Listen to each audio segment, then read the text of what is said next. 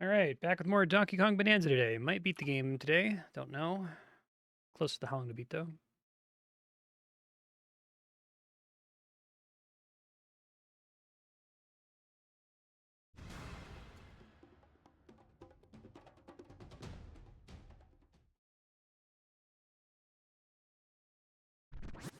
Keep accidentally pressing start on that screen and bringing up this DK artist thing.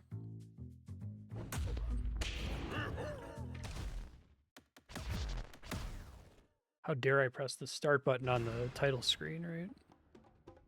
It's the A button.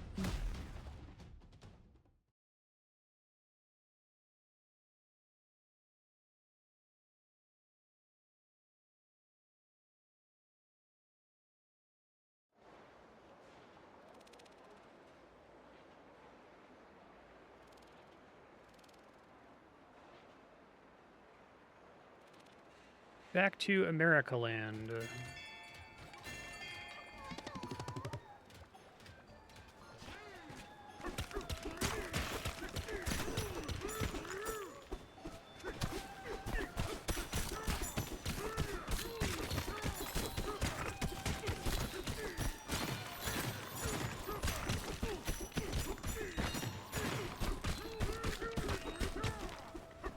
Come on.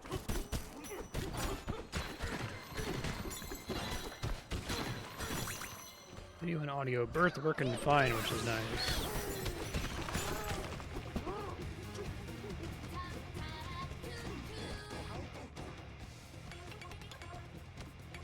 Okay.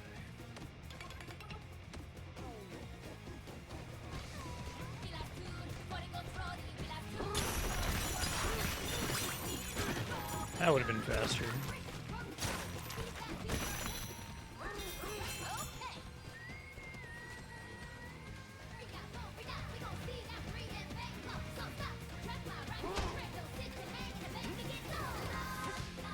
Oh. Salt boss. Yeah, it's really good. It's stuck in my head all week. Trying to get Andrea to play this game now, so I think she would really like it.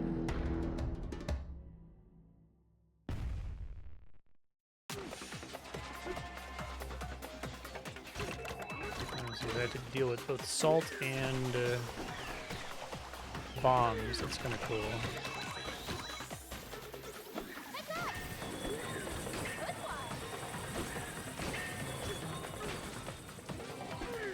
Switch chunks.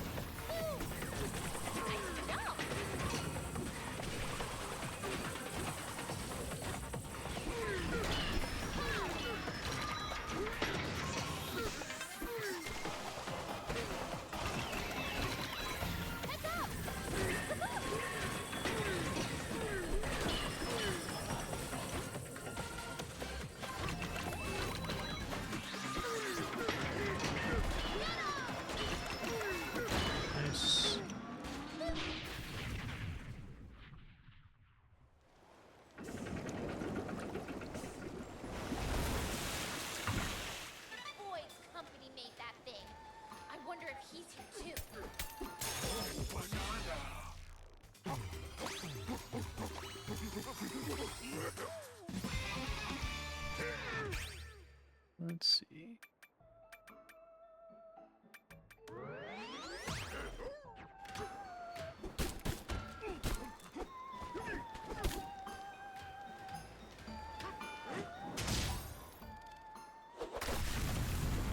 Excellent. Audio balance okay today, by the way?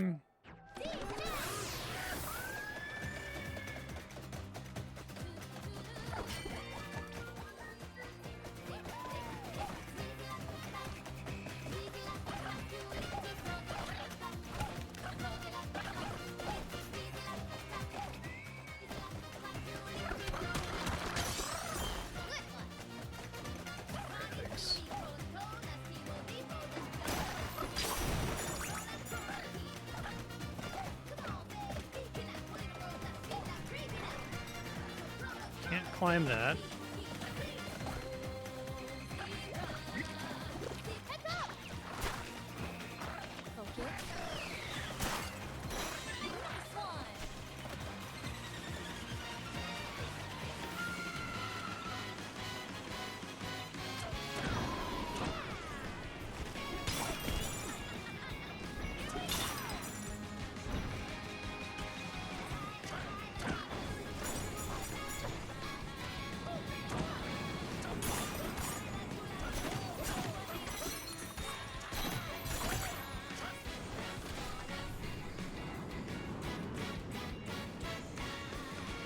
Probably want to deal with this.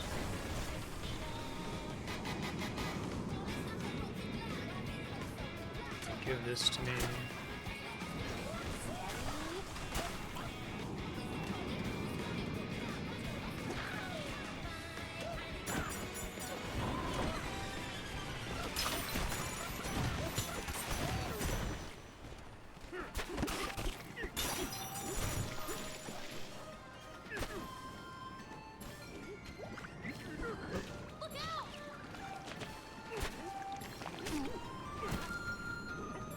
Ah! This is bad.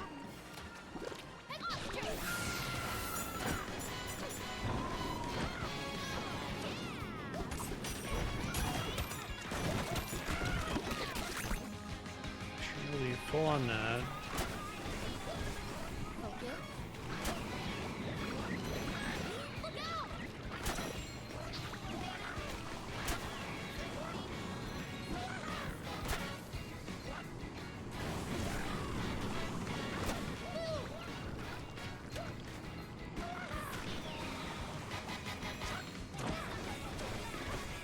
Cool little challenge.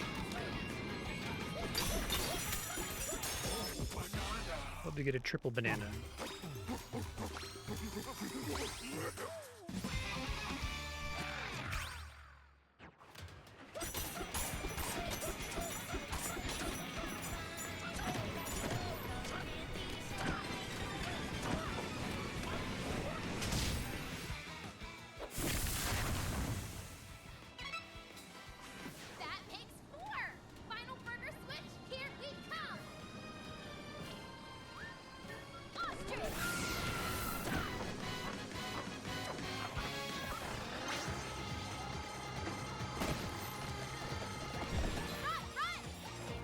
God, that is fryer oil. Fuck.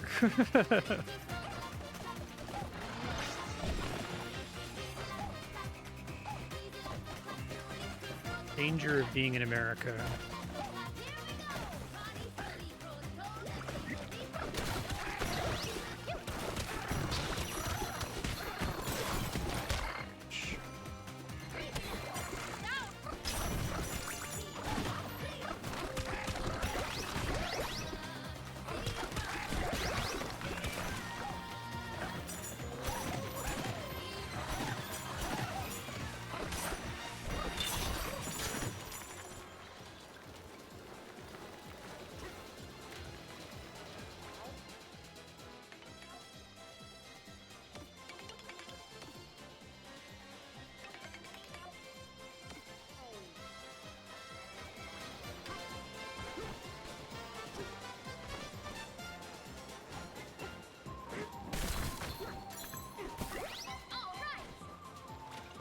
I think I'm supposed to go in there. Hold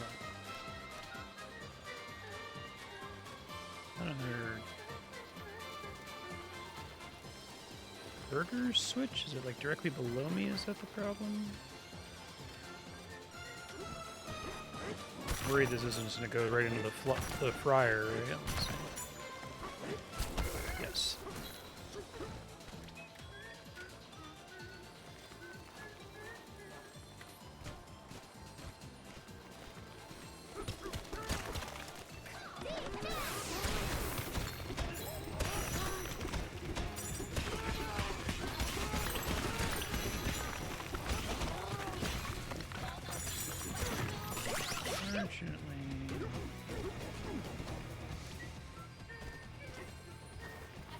See if it's visible on the map.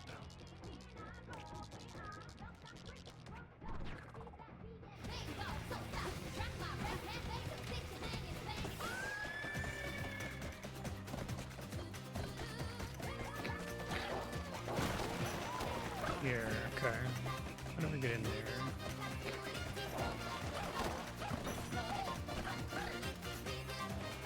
Over here.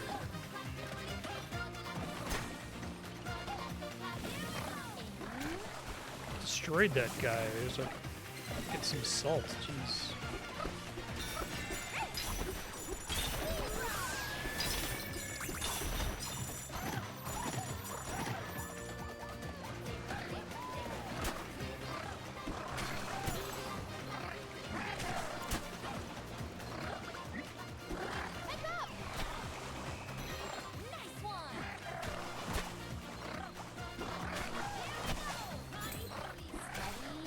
Friar Room.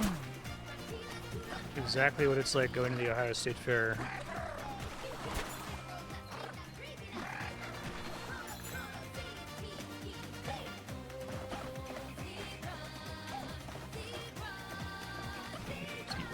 Zebra.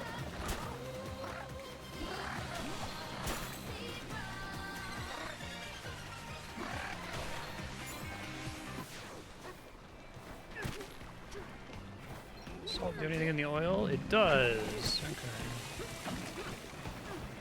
Yeah, I feel like, I guess I can't prove this, but it feels like that was maybe a bigger aspect of the pitch for the game, the mixture of different materials that you can pick up.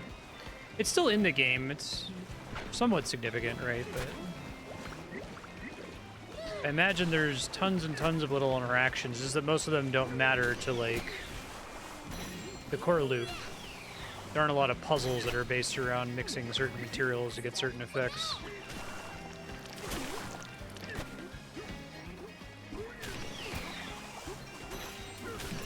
Interested how this game was prototyped, right? I would not be surprised to learn that it was not initially envisioned as a Donkey Kong game and became a Donkey Kong game during development. Just kind of fucking around with destructible environments, right?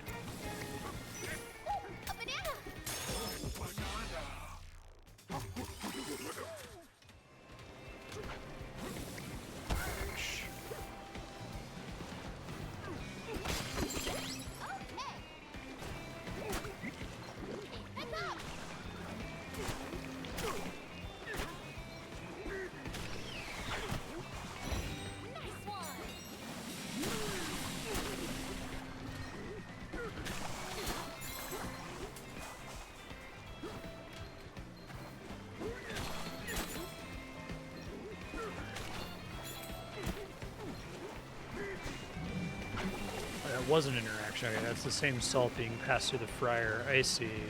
There's like a little basket. It's cute.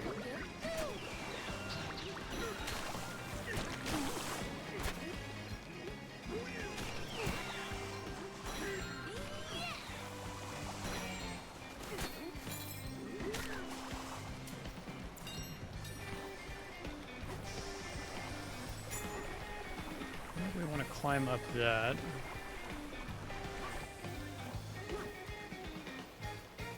Hey Buffy, how you doing?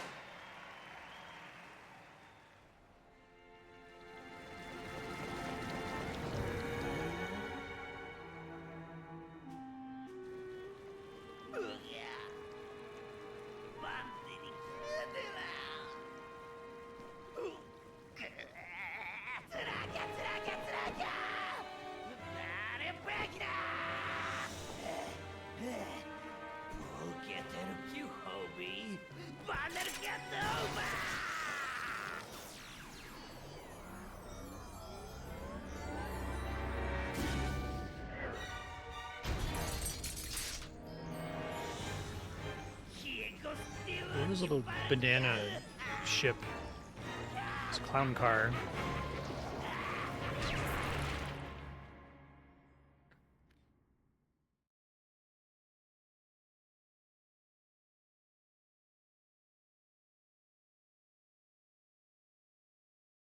I do wonder why they decided to do a new cast of villains. King K. Rool and the Kremlings are fine, I guess, but these guys aren't, like, particularly different.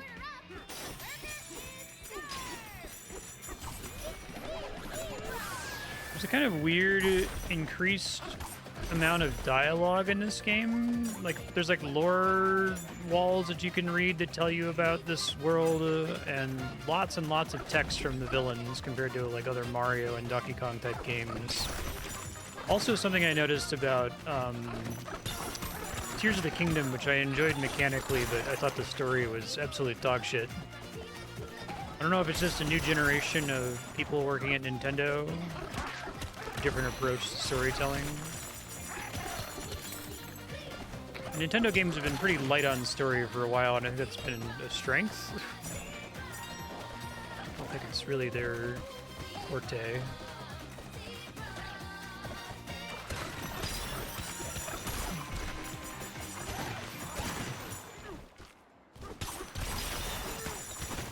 It's not like overtly cringe in this like it is in Tears of the Kingdom. Tears of the Kingdom is cringe. Like, the gameplay is fantastic and I really enjoyed that part, but whenever it cuts to the story cutscenes, I'm like, what the fuck is this? Why are we talking so much in a Zelda game? It feels really out of place and bizarre. Here it mostly kind of has the vibe of like Spyro, right? I feel like you're going to these different weird little Spyro worlds with weird little animals with weird theming, which is fine, whatever. It's a platformer, who cares? We gotta do something, I understand. Like, maybe, it feels weird is the best way I can describe it without really being able to perfectly articulate what feels particularly different about it.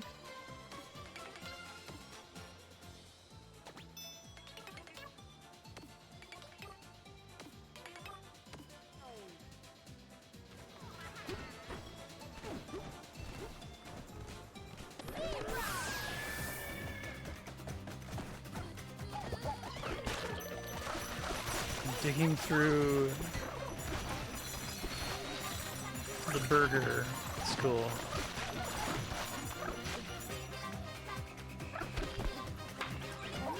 Thanks, man. Patty up and party on. We got bacon too. Wow, yeah. It really is the America level.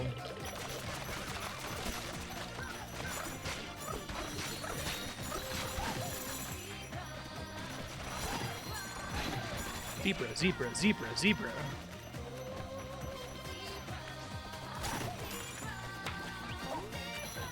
Should never try to sing along because I'm slightly delayed from the game, so I'll always sound off.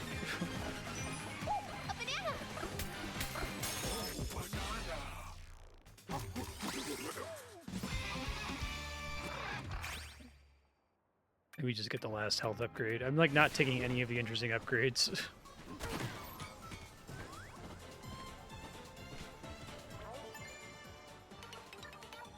Feral wheel. Ah.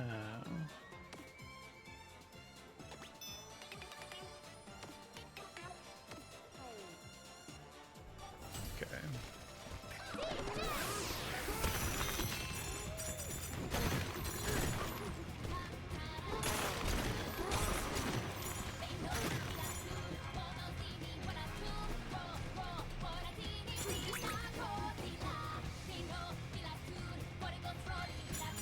It's really good.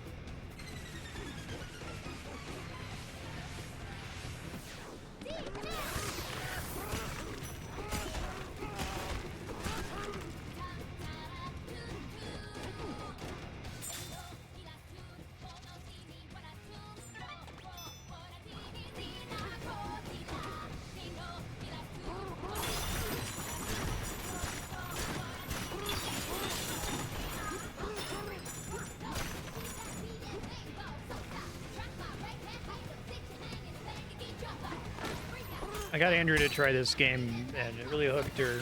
She didn't get very far. She's like in like the second area. She hasn't. Strange Rock hasn't transformed into Pauline yet. But I also tried to get her to play Astrobot, which I think I like a little bit better than this. But they're very different design philosophies, almost on different ends of a spectrum for approach to designing a platformer like this. I have to think more on like, why is Astrobot the perfect 3D platformer for me? Given that this is on the opposite end of the spectrum, I think it's probably the best possible form of that kind of game, and I just prefer Astrobot. I prefer the more like structured, you know,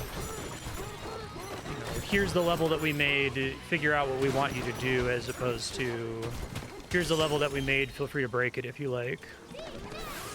Yeah, Astrobot's borderline a system seller for PS. It's so fucking good. Like, the hype is correct. I don't think I can oversell it. You'd be like, really? It's like a 3D platformer. Like, who cares? It's really good. And it's good in an interesting way, too, because it's like, it's not necessarily doing anything new, but it's executing 40 years of game design to, like, perfection, right? It's sort of the thing that Nintendo doesn't like to do anymore, which is, you know, let's just do this thing that we've tapped out the design space for and do it really, really well. Does this count as salt? Oh, that's interesting. You get salt on the other side of this. I had to like dig my way through the bottom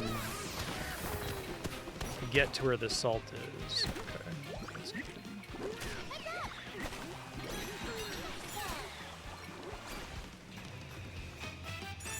Yeah, maybe Sony will finally give in, since they only have like 3 fucking exclusives, and put Bloodborne, Demon Souls, and Astrobot on PC, right? That would be nice. There is some stuff in Astrobot that I think justifies it being specifically a PS5. I mean, like, you're like literally driving a giant PlayStation 5 around, and like the PS5 controller is like part of the game. It's kind of neat.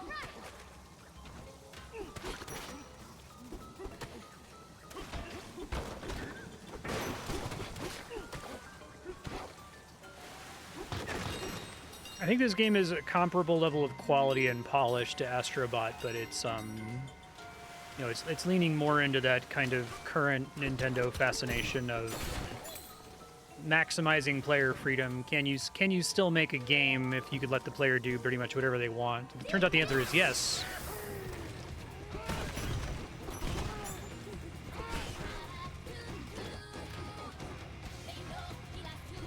I think I just personally get less immediate joy out of these open or something. Oh, the slime breaks through it. Okay, that's cool. I get less immediate joy out of like, haha, you wanted me to do this, but I did this. Fuck you, right? I'd rather be like, oh, what do you want me to do? Ah, I see what you want me to do, or I see what you did there.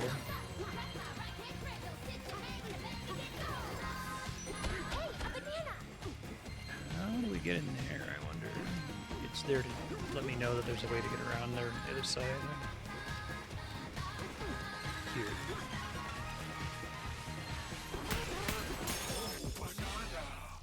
Yeah. The fact that it's a recurring pattern, definitely you're like, why is this the pattern, right? It's got to be a top-down thing. I mean, maybe they're all just simultaneously fascinated with it.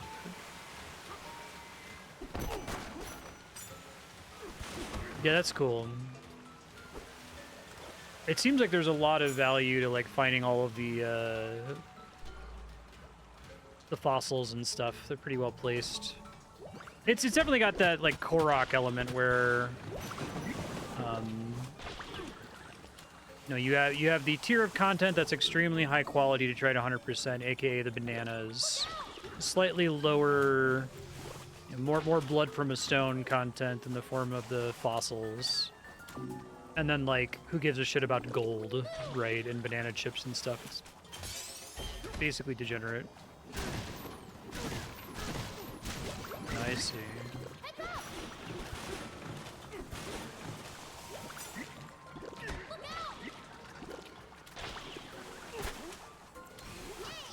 Like lava slimes is the idea.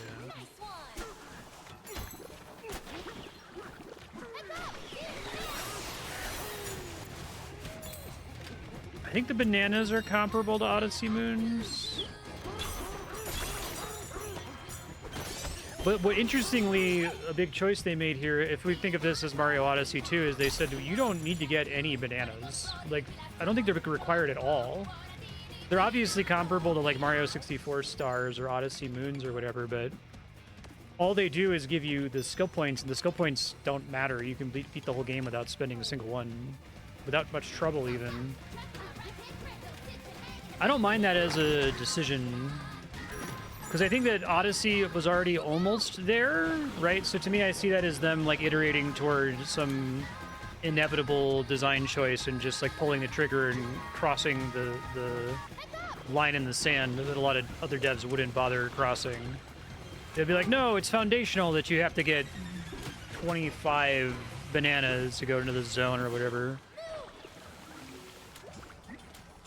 I want this that badly? I don't know that I do.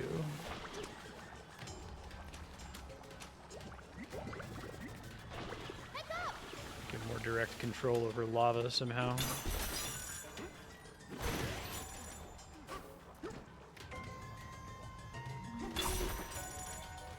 $777 bananas. You get 3 when you beat an sub area and 5 when you beat a boss, but I would say probably of order 700 is accurate.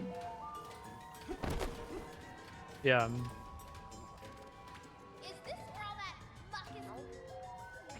Yeah, Saga of the Explorer Town.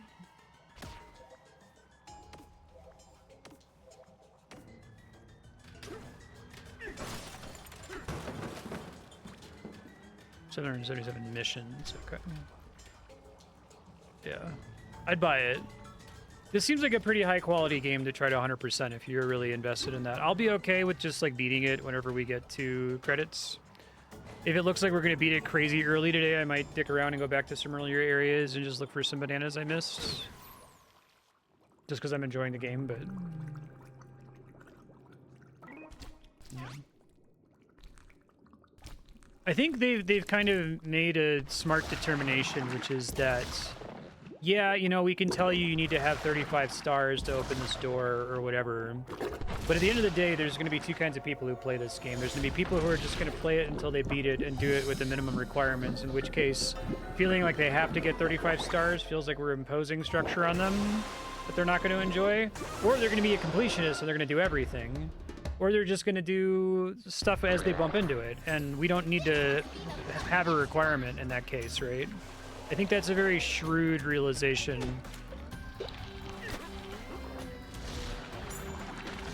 As much as I think I can, personally, I could probably argue for why, you know, requiring the 35 stars to open the door or whatever is good, because it is enforcing the developer's vision on me more and making me feel like it's worth doing. I think they've still kind of thread the needle here. I think going ahead and getting bananas when I get an opportunity to feels good, just because the content feels worth doing, feels non-degenerate and interesting.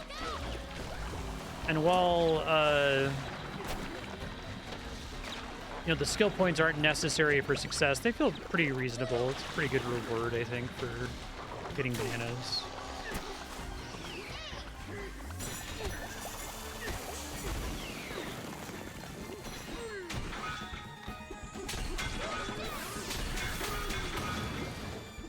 Maybe 3 rounds against this guy.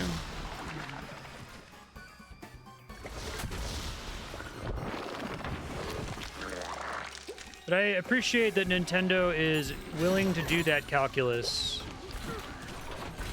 They don't have very many sacred cows. They don't draw lines in the sand and say this is just how this game has to work forever, right?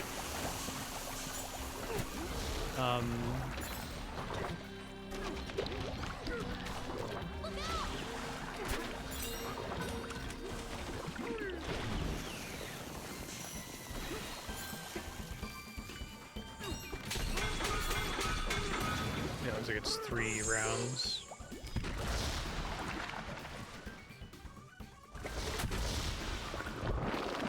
It's kind of a cool boss fight for this zone.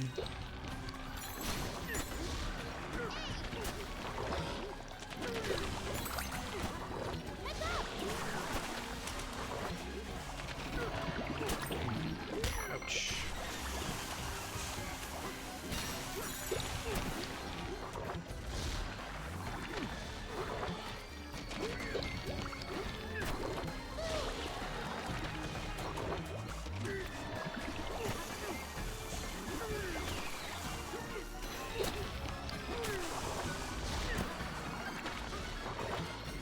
arena is a fucking mess.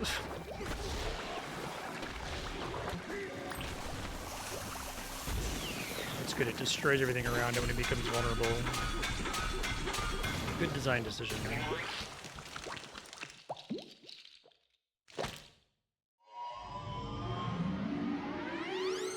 Yeah, if you put in an absurd number, disincentivizes 100%, the value proposition becomes, do I want to do this? Should I do this? Because it is, like, doable, right? I think that's a good choice, you know? And I think if you decided to get all 777, then it wouldn't feel bad, right? I didn't go back and get all moons in Mario Odyssey at any point, but I did like do all shrines in both Breath of the Wild and in Tears of the Kingdom, and I thought that that was mostly rewarding.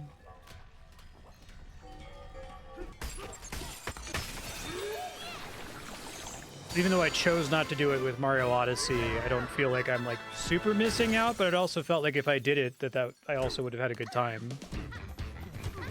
Yep, exactly.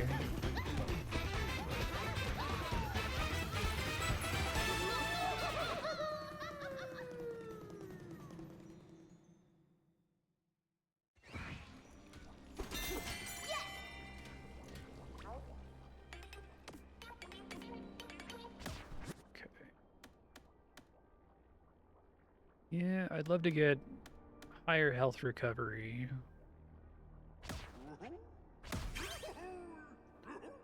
Requires TVs.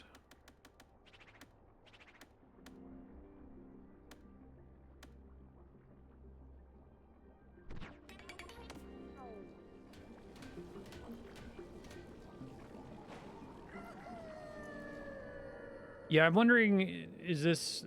It can't sustain them forever. I don't know anything about Metroid Prime 4. I assume that it's going to have some kind of open world thing, even though it's retro, right?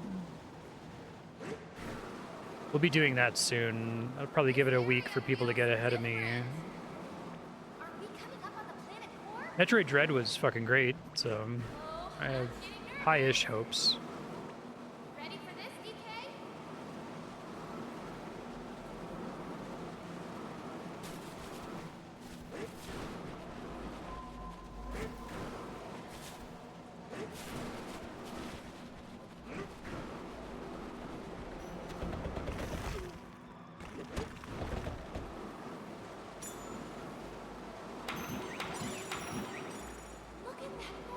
Whoa. Pretty sick.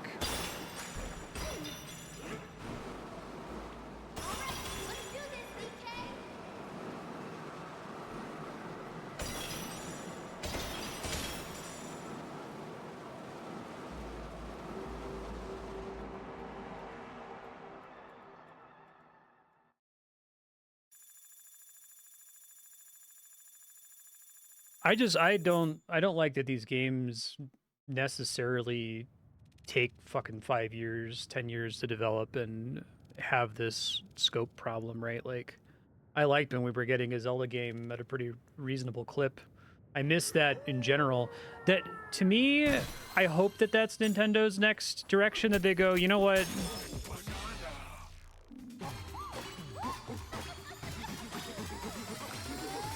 Like, quality over quantity is great, but we've reached the limit of that. We need to get a little bit more quantity again.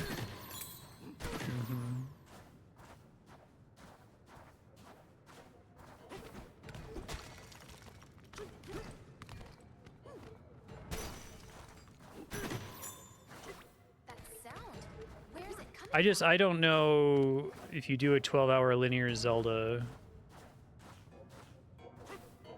are they going to find a way to be satisfied by it? Are they, in fact, going to be inspired by Astrobot? I think the fact that Astrobot, I mean, I say it doesn't really do anything new. That's not true. It has some ideas where you're like, wow, that's like really crazy. I've never seen a game do that before. But for the most part, it's an exercise in let's just execute this to an extremely high level of competence, right? And I would hope that Nintendo played it and were impressed by it and didn't just roll their eyes and go, oh, you just made a really great Mario game, right?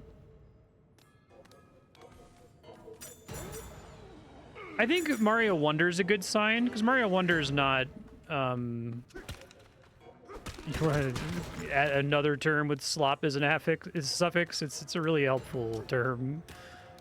Mario Wonder isn't Breath of the Wild slop, right? It's non-linear slop. It's a pretty traditional short Mario game with kind of a cool little twist of like every level you go on drugs occasionally, right?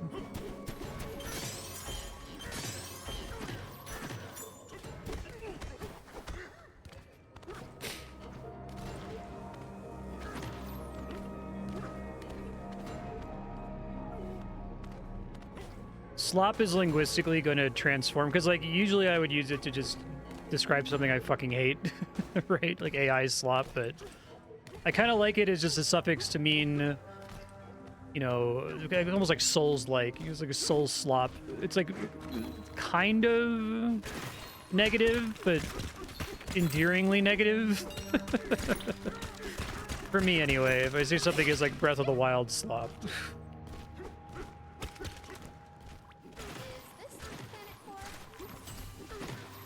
Find the Bananza root.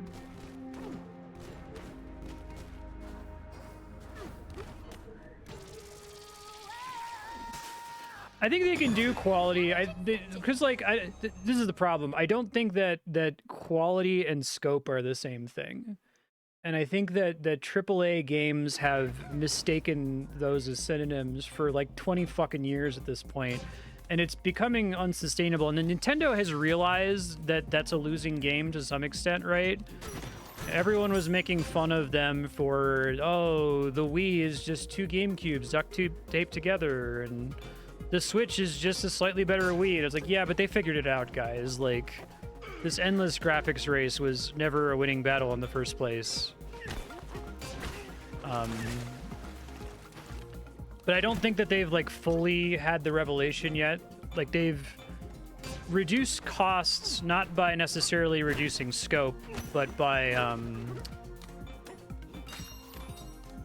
not committing to this extreme, endless, you know, graphics arms race, right? They pieced out of that. They realized that was bad early. Yeah, I would agree. Echoes of Wisdom is, the quality is still high, but the scope isn't ridiculous. I would love to see more Echoes of Wisdom. I know that's also somewhat Breath of the Wild slop, in that it's, you know, instead of being like a structured dungeon where there's one solution to everything, you've got this amazing super toolkit that you can do things however you like, right?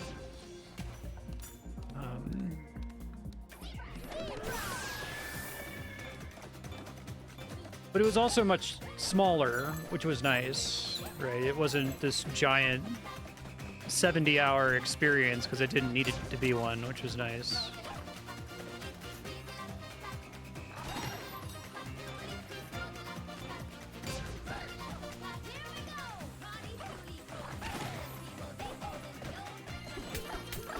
I don't think, unfortunately, that Echoes of Wisdom did anywhere near the numbers of Breath of the Wild, though. Like, Nintendo is less purely cynically motivated by financials than a lot of other game designers, which is good, but it's still a consideration. It has to be, right? If you have the insane sales of Breath of the Wild and then sell like 1/10 the copies with Echoes of Wisdom. Was it 2.5 million? That's better than I thought. How many copies is Breath of the Wild? Probably a similar, like, return on investment if you consider the total cost of making the game versus how much money it made. But... oh, okay, that's better.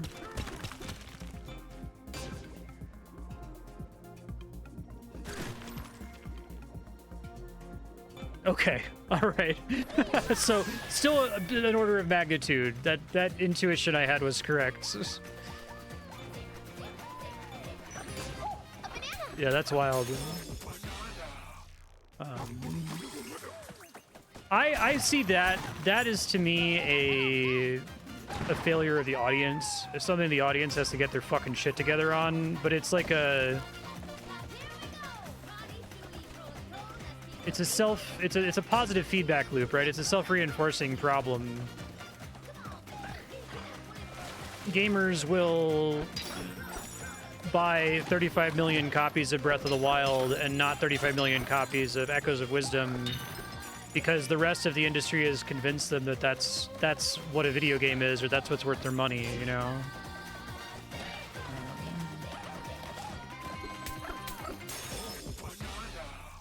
Yeah. Well, Tears of the Kingdom also came out when there was a lot more to compete with it on the Switch, this new fangled console that everyone's excited about, right? Like, every system seller launch title outperforms later games almost globally. But, right. It's a bunch of things that can account for it. Do not enter depths.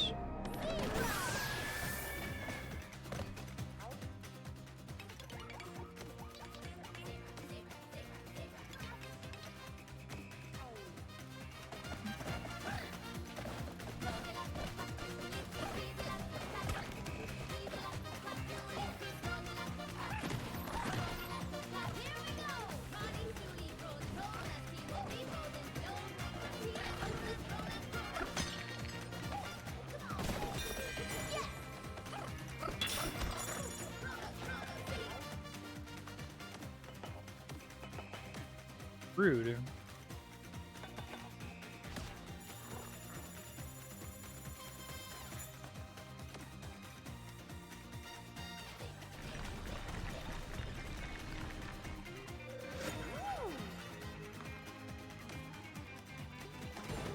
Oh, cool.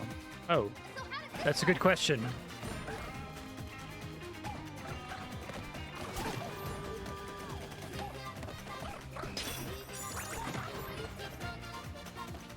Don't you dare throw chucks. Okay. Gotcha.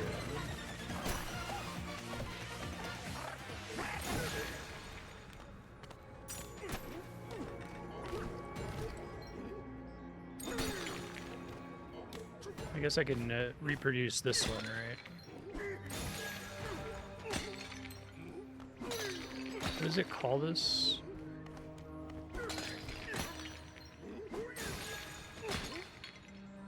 Passage stone.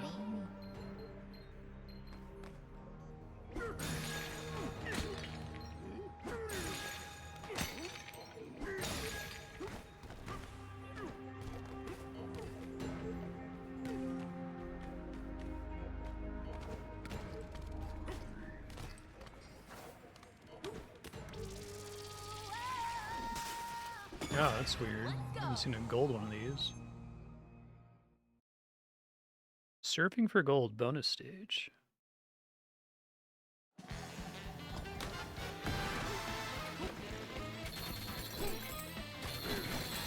Oh, it's like the classic Donkey Kong Country bonus stages. That's cool with the music too.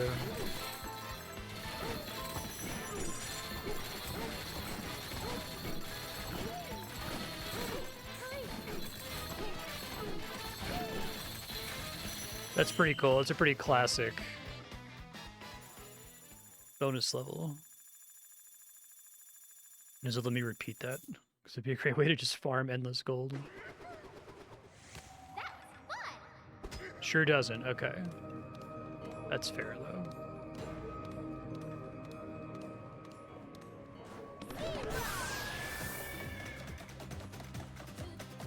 Oh, Donkey Kong 64, you mean? Donkey Kong Country 1 and 2 are really good. I should play 2 on stream. I played it a ton as a kid.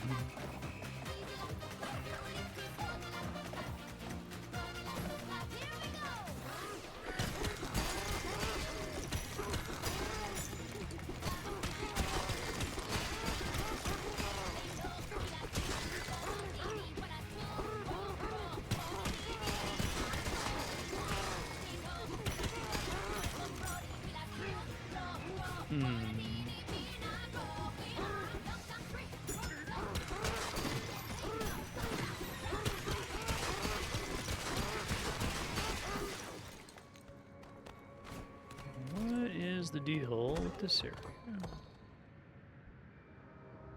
Oh, it's an infinite tower. Okay, well that explains my problem.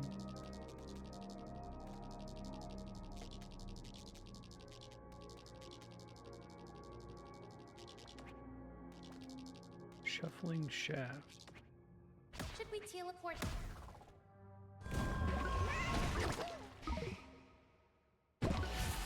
Oh, that's cool. I didn't realize that's where I came in from. Okay, well, right on. Should we teleport?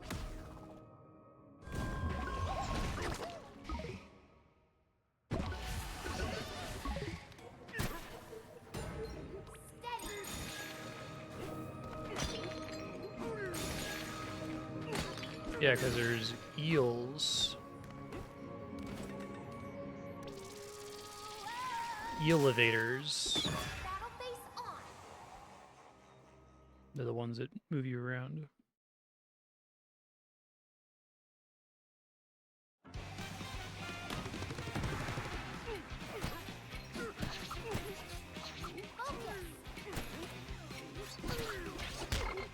So what's the bit here? Are they only killable via this material?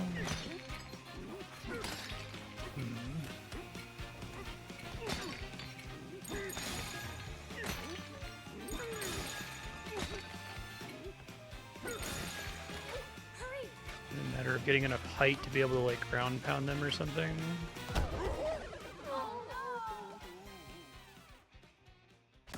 It's a little tortured in English, but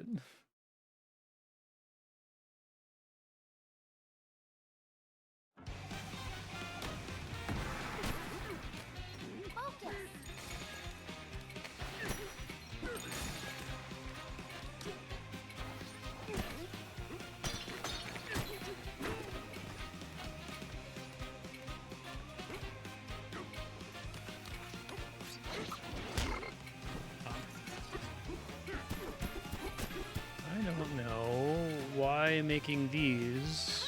What does that do for me? I mean, I could try to knock them off the stage, maybe? That guy got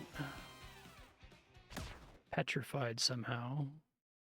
Oh, I think I know what I'm doing. I'm putting them in shadow, blocking the light from the ceiling. Okay. That's kind of a cool idea. Yeah.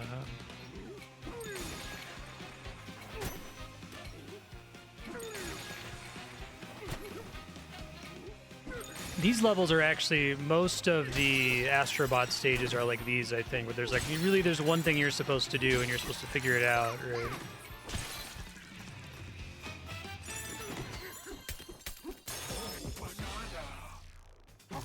Nighty night, yeah, okay.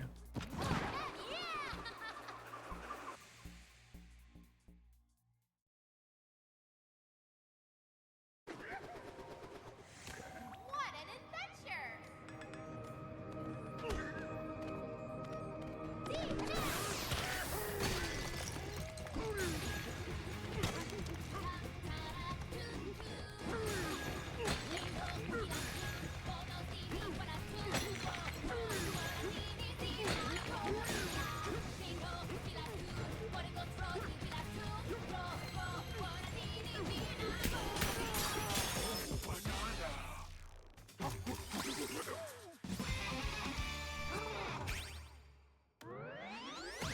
Max health. He made it across!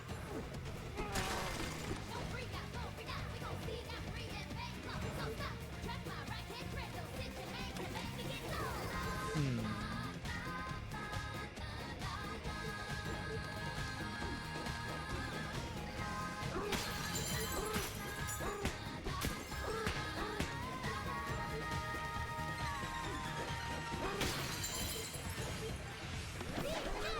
Oh, he kicks his feet together so you can transform while you're climbing. That's really cool. I didn't notice that before. A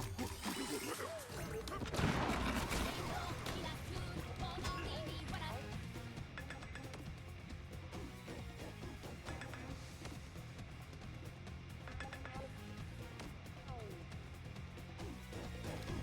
This is kind of ridiculously epic for this game.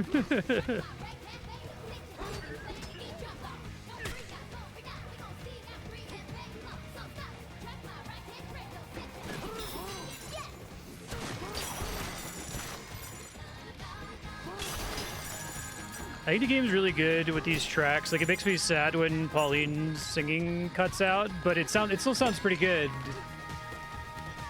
I know there are some sound effects that have to overtake it.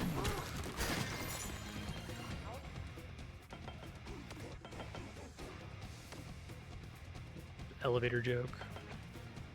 5,000.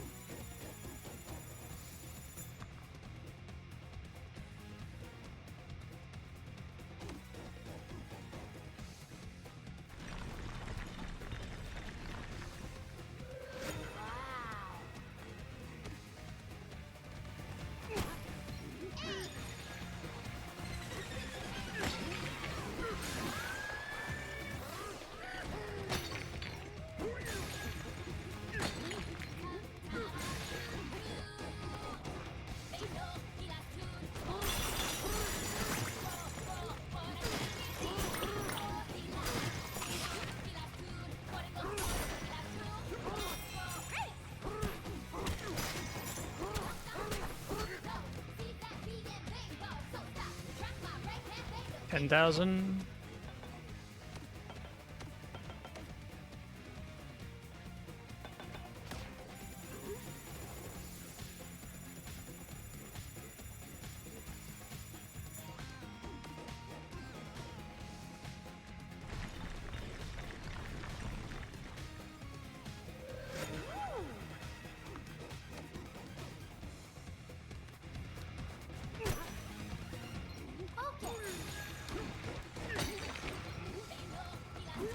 Like a Beamos. Okay.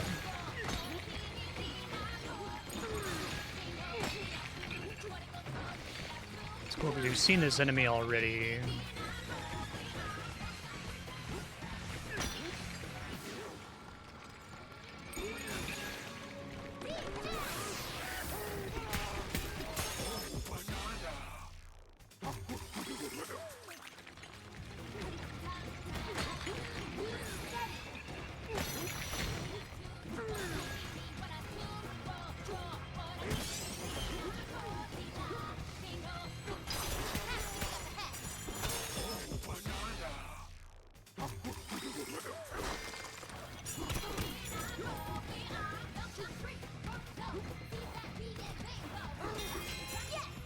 Go no further gates.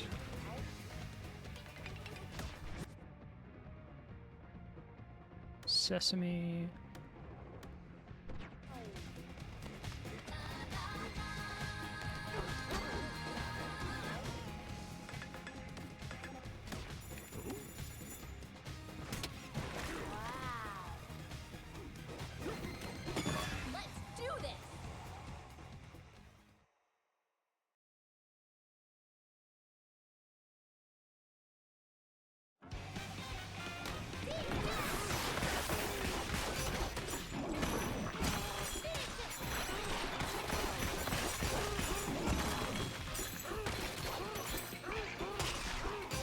Crocoids are interesting because they feel like they're like almost gremlins. They look like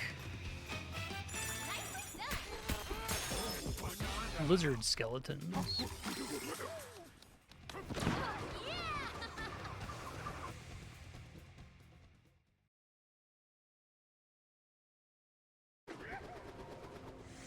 What an adventure!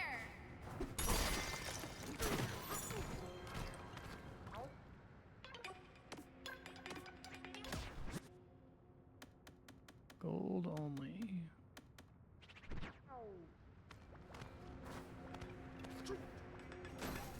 Well, no, see, in the Mario timeline, this game clearly is the furthest in the past. Or maybe all of the Donkey Kong Country games predate the Mario timeline. No, that's not true, because Cranky Kong specifically mentions that he is the Donkey Kong from... Wait, that fucks everything up! Oh no! Is this the fucking Fall of the Plumber timeline or some shit?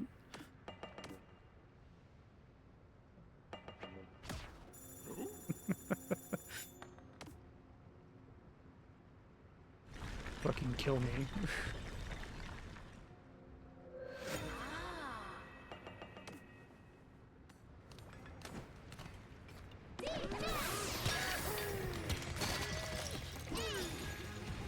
Oh, that's cool. I like the whole zone is moving. Yeah, there's a timeline split. Exactly. A character explicitly goes back in time. Cranky Kong went back in time, right? After the events of Donkey Kong for the arcade.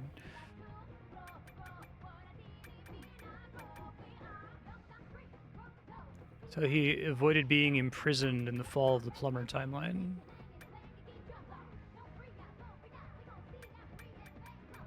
Which of any of these would I want? I don't use the charge punch very much.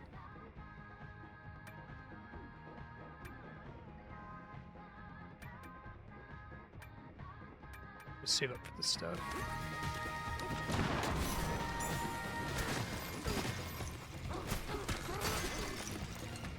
What part of the timeline is the America theme park in? Right, you raise a good point, because we know that the United States of America is canon in the Mario universe, because, at least in theory, Mario is from Brooklyn. In some canons, in some timelines. I wish they weren't making that Zelda movie, man. I really did not. I won't say I didn't like. No, I won't say I didn't enjoy the Mario movie. It's like a really high-budget Newgrounds animation, but it's not for me. I don't think Zelda has enough about it that's interesting enough to justify a movie.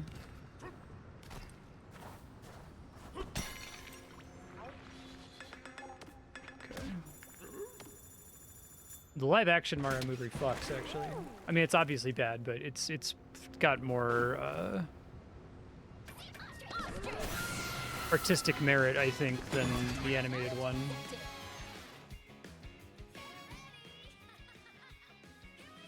Oh, the real theme park at Universal Studios. That's the thing we have to worry about with, like, Star Wars Land, right? Star Wars Land occupies some space in the Star Wars canon. Okay.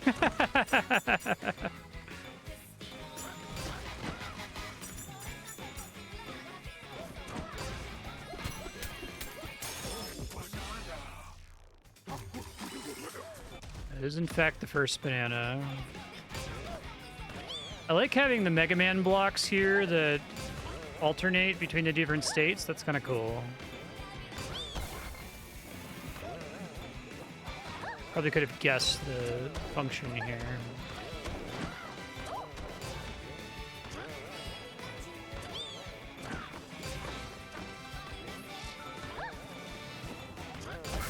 Fuck.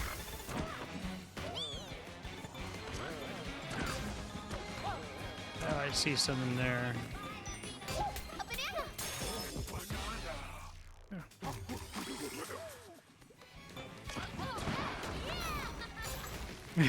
Like post-apocalyptic underground USA or a primordial proto-USA. This is both really good.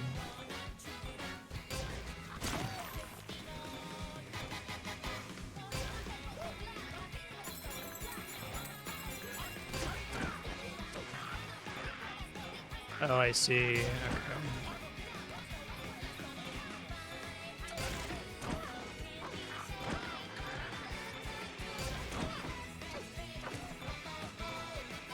Can I actually meaningfully climb here?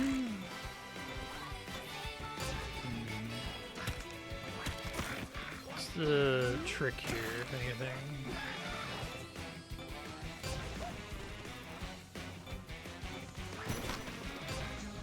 Not some other ability with the ostrich that I'm not thinking of, is there?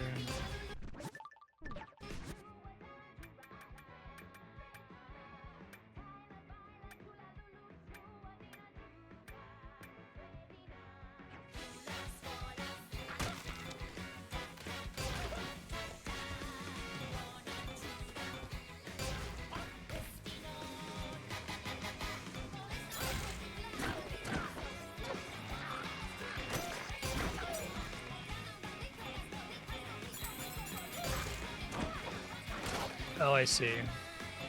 That's what I'm supposed to do. Makes sense.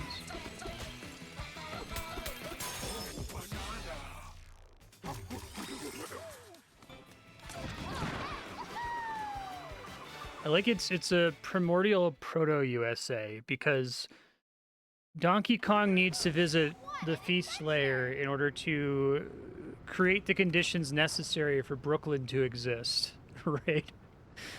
So that Mario can exist and be sucked into the Mushroom Kingdom.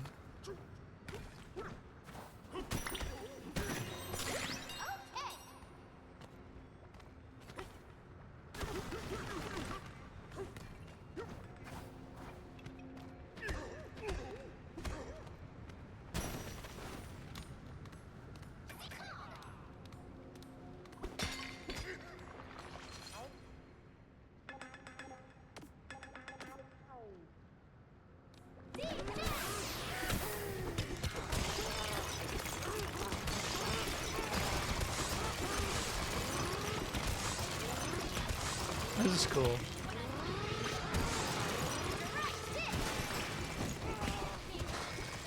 Gone too far, frontier. Finally here.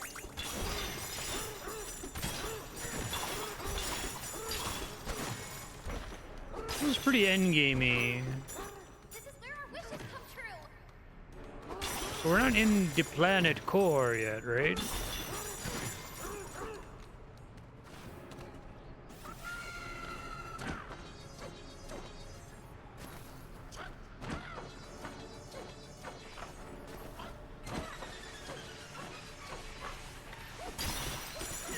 Golden core. We've come such a long way to get here, DK.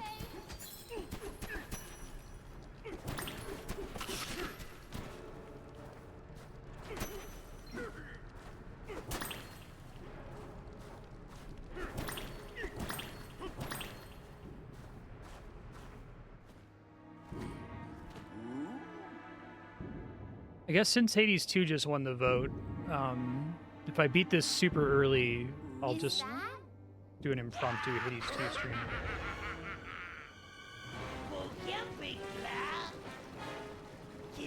Rigged vote. Listen, they all have legitimate SP. They all support the stream at $5 a month. They just don't spend their SP on anything. So when I said, hey, would you like to spend your SP on a game that I would really enjoy that you won't tune in for? And they're like, yeah, sure, man. Whatever. How do I vote? Like, listen, go to twitch.tv/Marstead/chat and type this command. Now their SP is gone. So. My singing is that powerful? DK?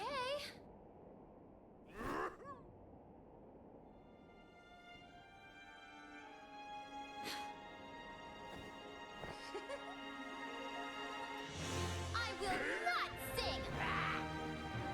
I would never use my power for a creep like you!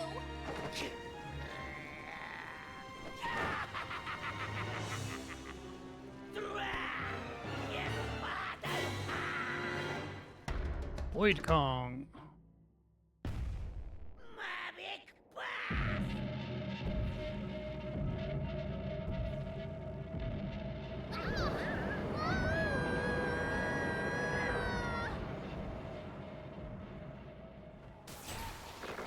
Ah, cool. Nobody has powers, but we will see.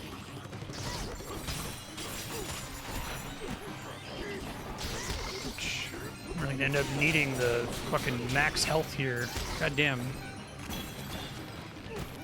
I feel like I take more damage now that I have more health, but maybe that's not true. That would be fucked up though.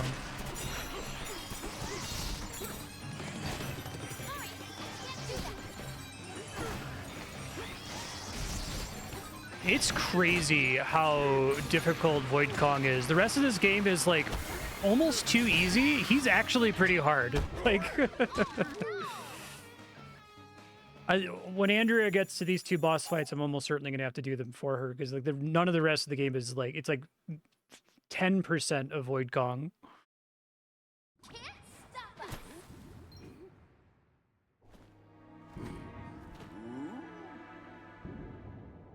us.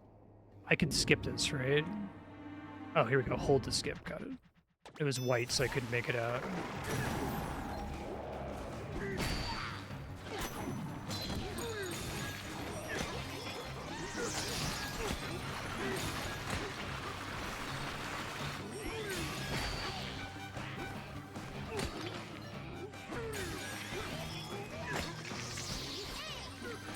And that's like, you know, normal Mario boss design, right? Like, normal Mario boss design is like, look, we came up with all these mechanics, but you just walk in and delete them. You jump on Boom Boom's head 3 times back to back.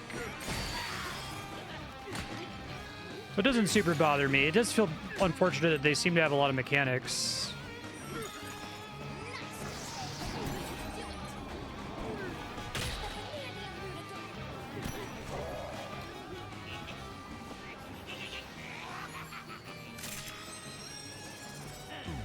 Ah, fuck.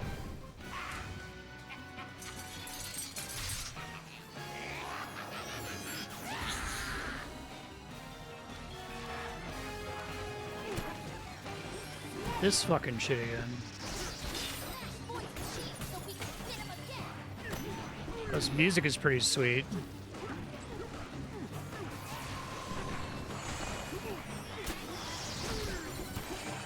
The other one gonna be lava.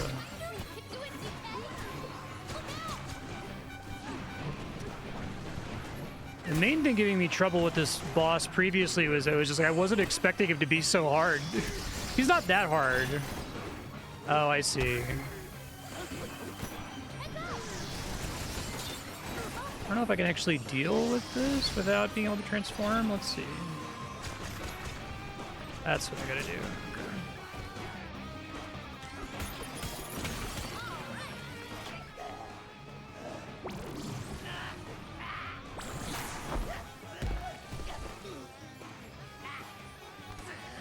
I don't know what they're chanting.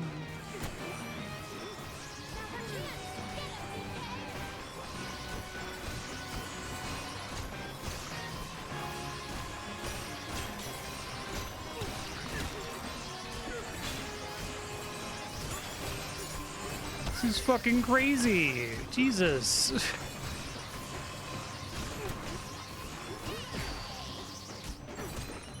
I can get on there and just punch him a bunch.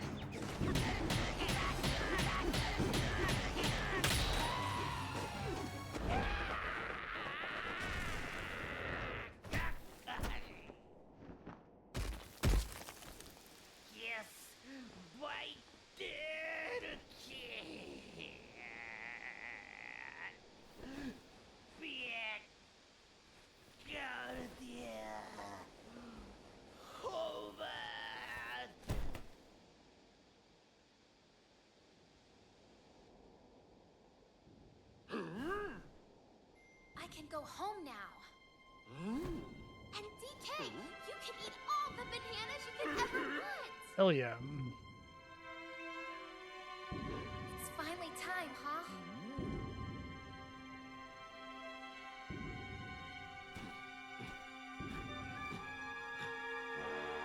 DK!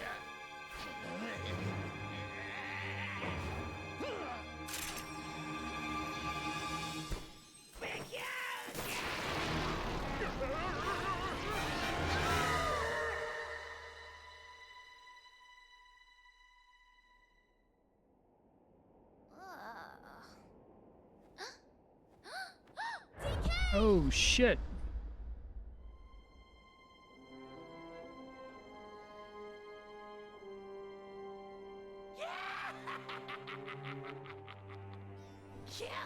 Oh, the baby key. The overkill.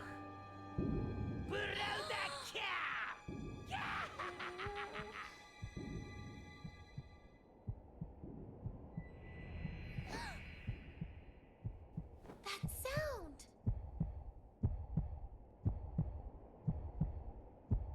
Oh. That's cool. I like that.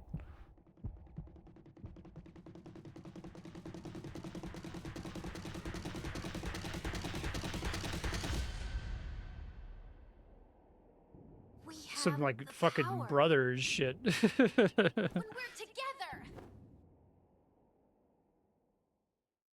One of the best like ludonarrative synergy moments in any game at the end of When Brothers. the world felt so cruel and bleak, when the hole looked so dark and deep. So now you sing in English? Heart is rock, cold as stone. I was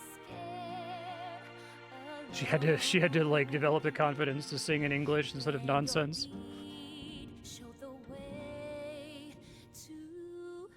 Embrace your inner Lady Gaga. Just go all nonsense sounds.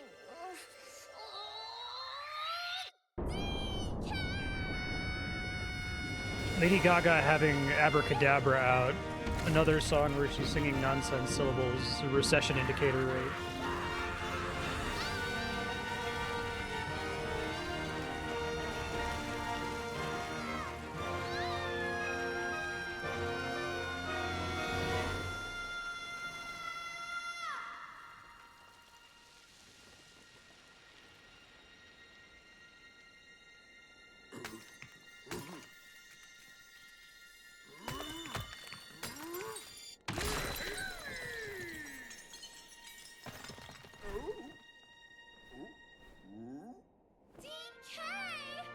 Donkey Kong.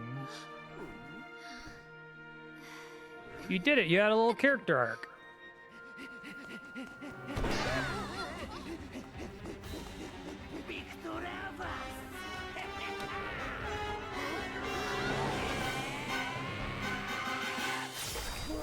Oh, okay. You to bring in King K. Rool at the last second.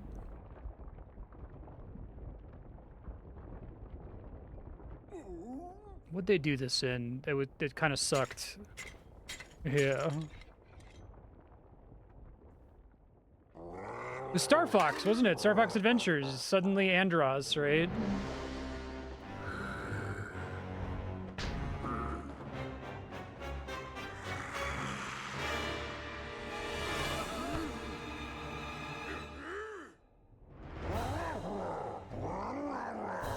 Yeah. Okay, I kind of like this actually.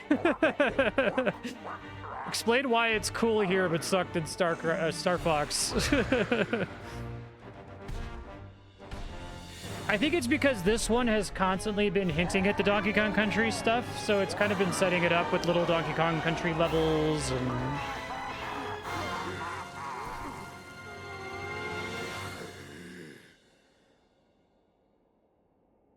Oh, that was kind of cool, actually. That crocodile is after the Bananza route too? Hurry, TK. I would not be surprised to learn that this game started as like a completely unbranded prototype of just like a, you know, a wireframe character running around digging through stuff, and they didn't decide to make it a Donkey Kong game until later. But it doesn't feel like Star Fox Adventures, where it was a wholly different game with a different main character and a different main villain that they then, like, mapped Donkey Kong onto after the fact.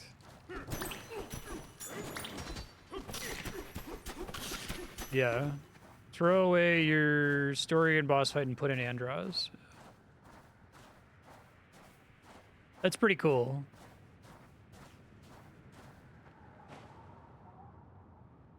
It is kind of Mario movie coded though, right? It's like intended to make you go, holy fuck, oh man, spoilers, end of the game, King K. Rool comes back, but whatever. We ran into Diddy and Dixie Kong, you know, they... I think we had a bit where they played some music from Gangplank Galleon. Yeah. He said his name was K. Rool, right? And he has his own banana bandits called the Kremlings? I think this is important too, because like K. Rool made it into Smash Brothers, so it's not like he's like a rare invention that Nintendo is ashamed of or something. So I was like, why are they making this new group of villains? Whoa, is this the planet core?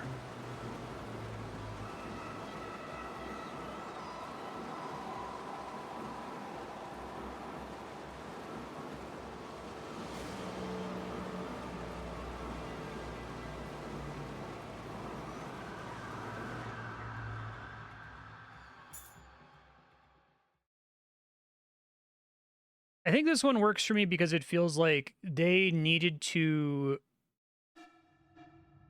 keep a tight lid on this in the whole game, right? It's not something that they just do at the last second in like a cutscene, right? It's like, I know this whole area seems like it's themed around K. Rool.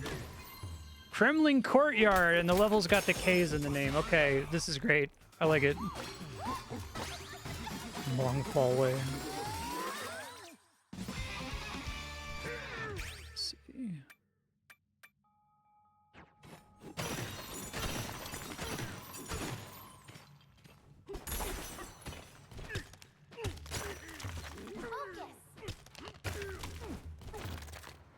Cool. Not so cool.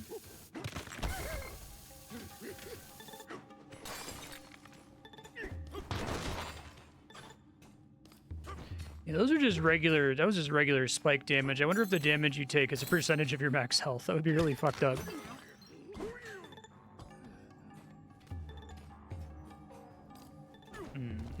How in the hell?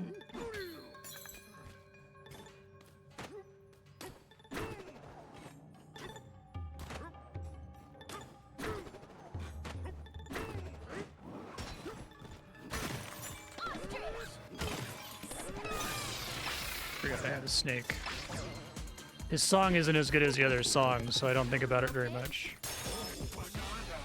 The View of the King. It's pretty cool.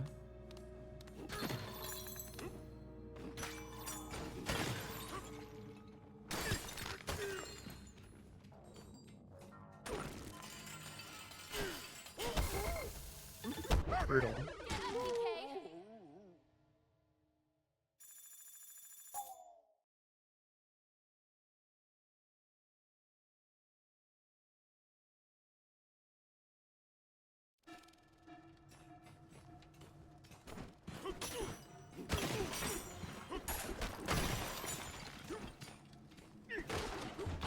Yeah, I somehow suspect if I got here with 3 hearts, touching the spikes of once wouldn't be an instant kill.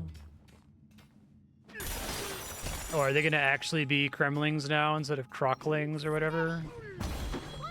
Ah ha ha ha ha. That's nice. Nice one. I was just saying that. Is this the Kremlin crew?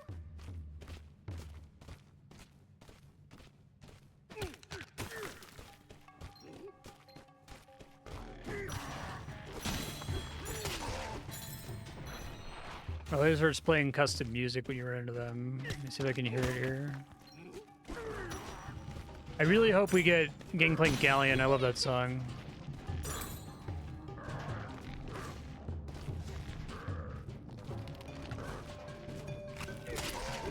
Oh, and they got this the old school sound effect too. That's cool.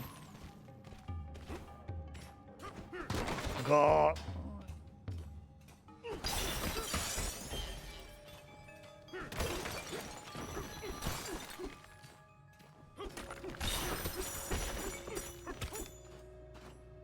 Yeah, like me, I said that 30 minutes ago.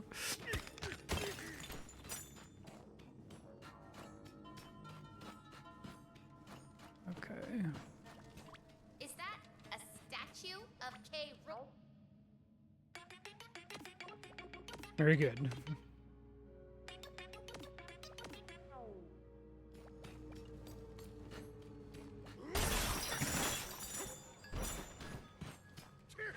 Oh, sorry, man.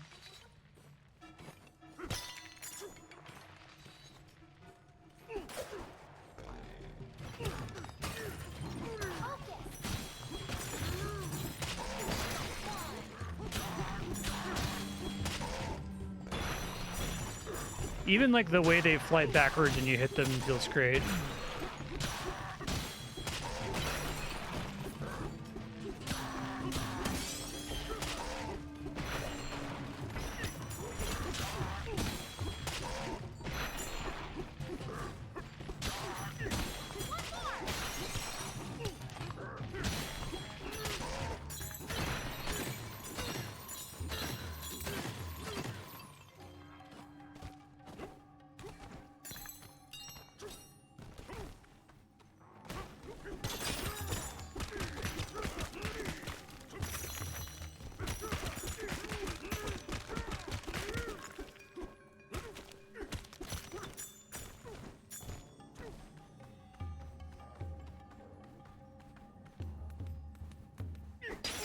Whoa, that's pretty cool.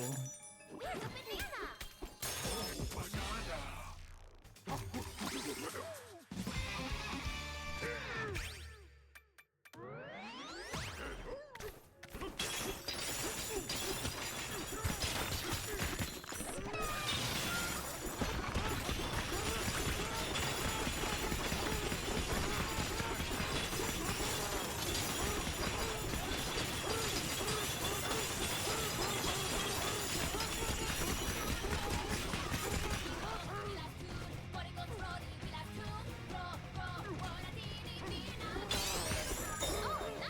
Oh, 8-bit items. That's cute.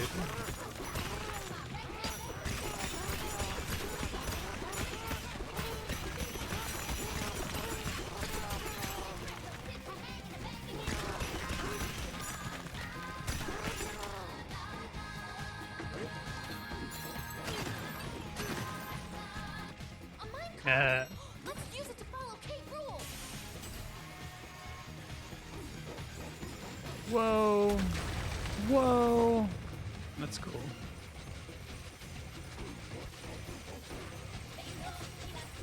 Yeah, it calls them crocklings, which was...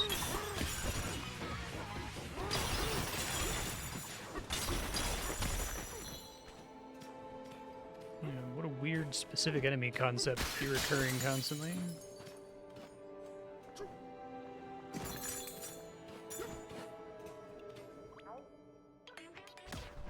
Ha ha ha ha, that's cute. Golden britches.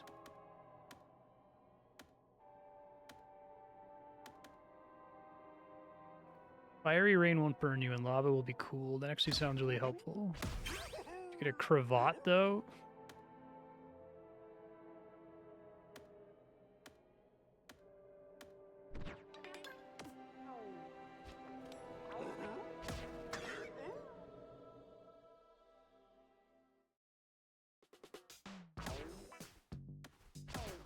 Looking good.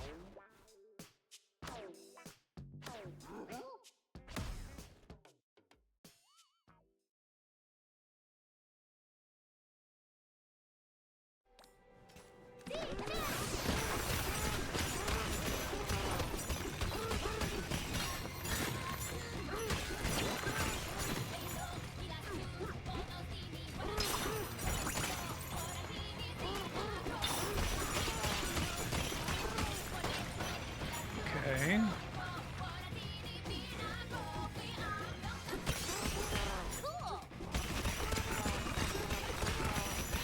Enough barrels I could get the silly Donkey Kong 1 pants.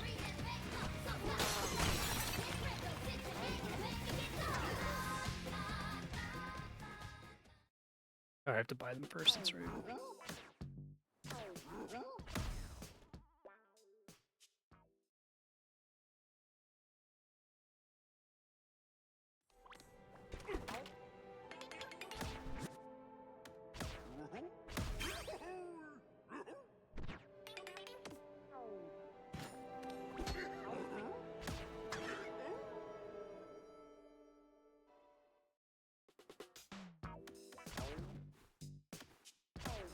Looking good. Looks awful, but that's fine. I'm doing it for the stats.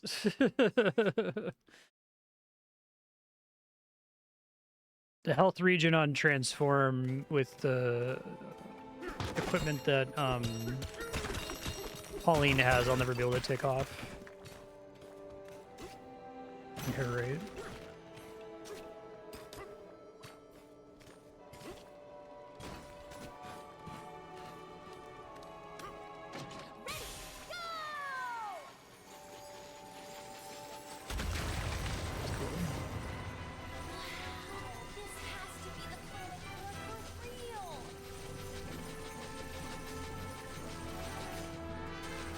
Yep, yeah. They got the minecart music. That's cute. Motifs from it anyway.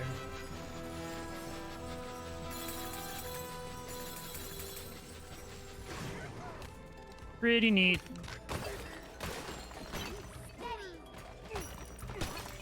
Do do do do do do do. Oh, ha ha ha. These have all secretly been Donkey Kong enemies the whole time. Rare Donkey Kong enemies. That's pretty crazy. And they've got the sound effects. Oh, shit. Yeah, I know, right? That was close.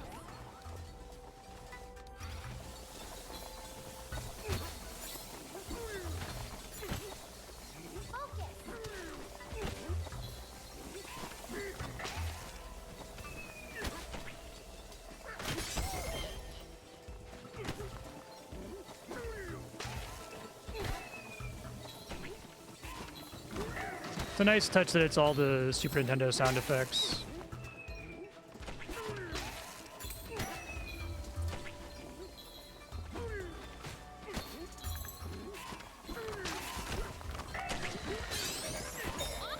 Get items.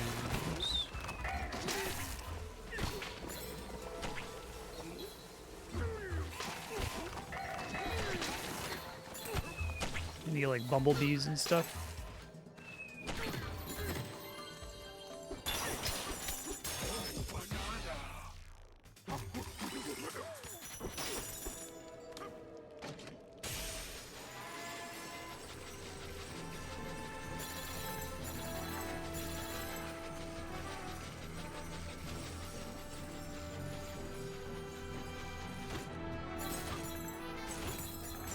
Even having like the little patterns for jumping with the minecart, like the way you put the bananas, is kind of cool.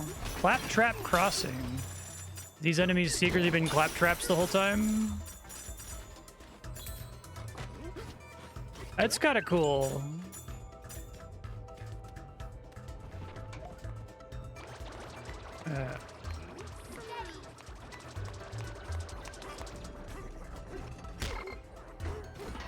Claptraps are quite a bit older.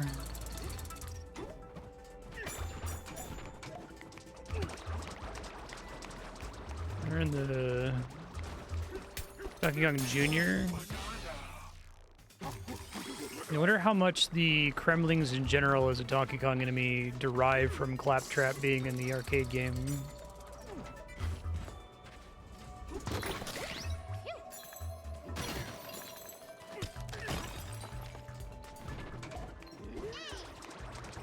That was an interesting concept for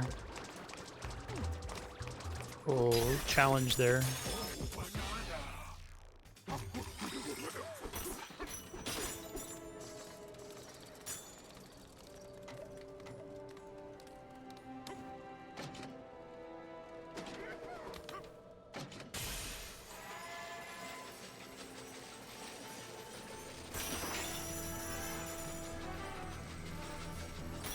Whoa.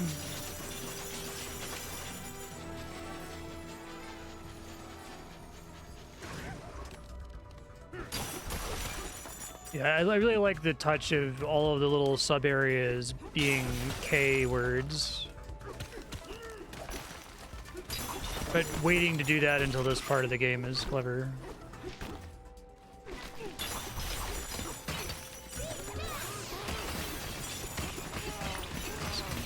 Apples here.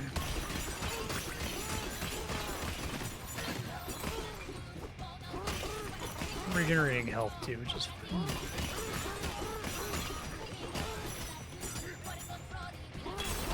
Ow. Oh, it's damaging. Okay.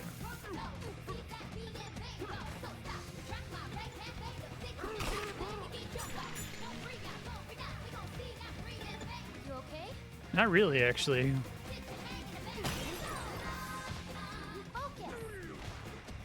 They didn't really have a lot of thorns. It's kind of a big part of Donkey Kong Country. Brambly zones like this.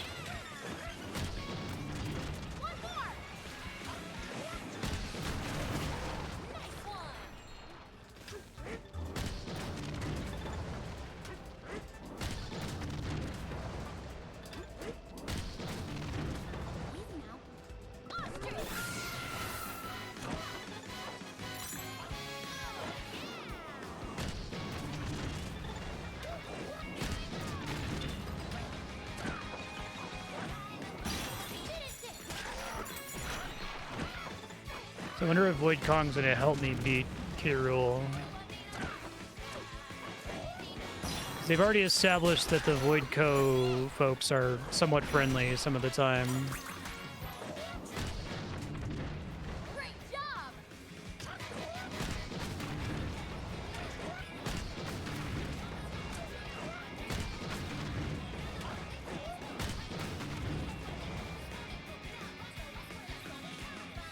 Oh, I see.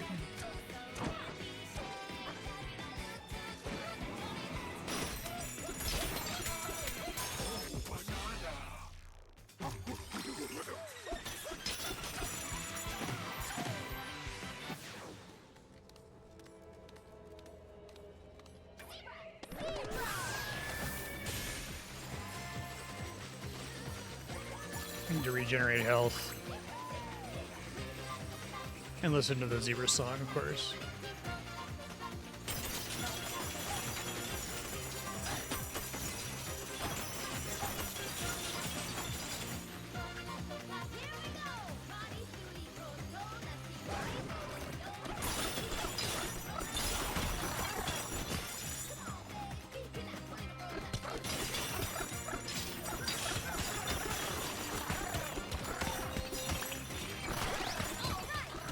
Must have been cool to be the rare team that made Donkey Kong Country getting to this level.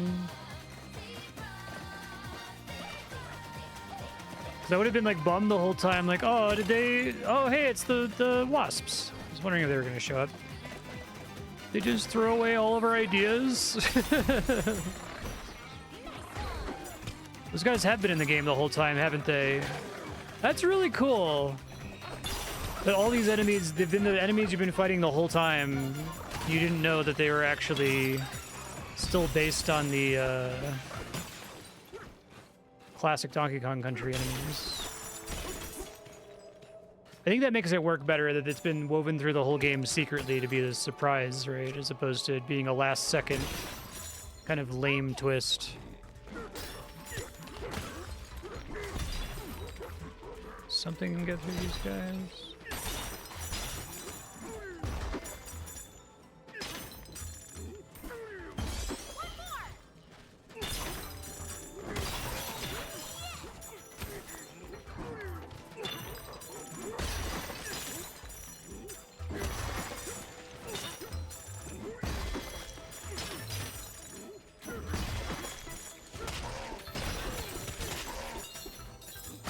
I hope there's like a thing where after you beat the game, if you keep playing and you go back to the older zones, they all look like this now.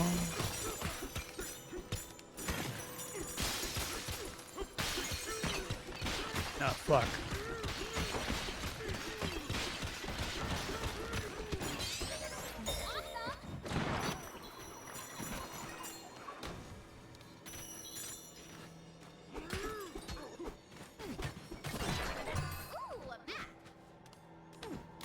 So I got in here.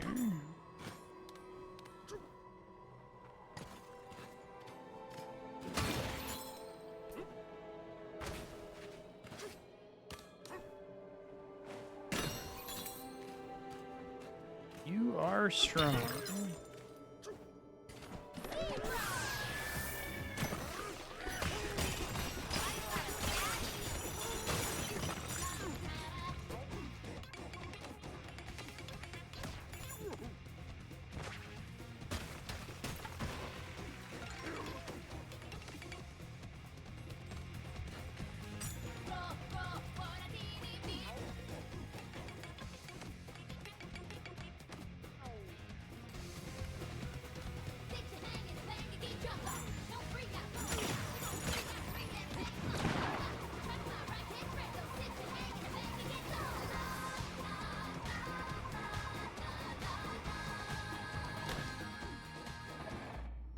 Yeah, I really thought the game was just going to end after that Void Kong fight, so this is all extra dessert at the end.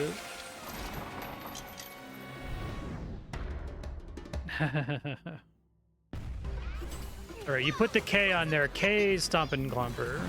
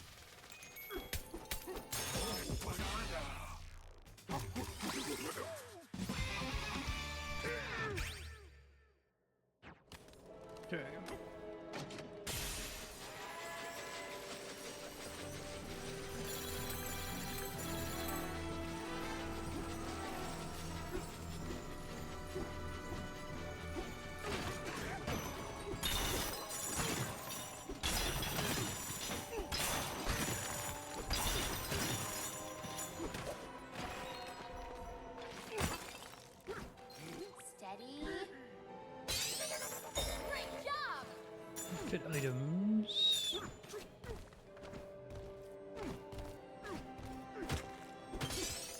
Cool.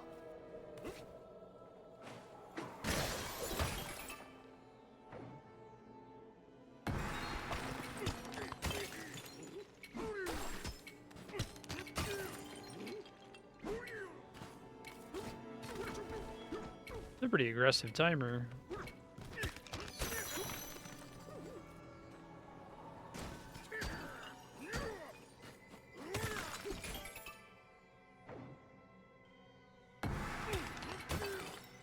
Aim.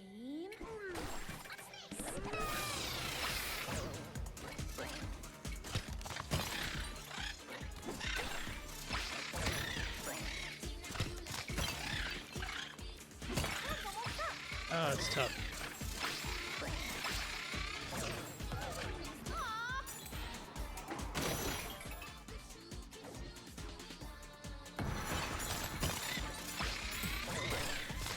That works. How I'm supposed to do it, I assume.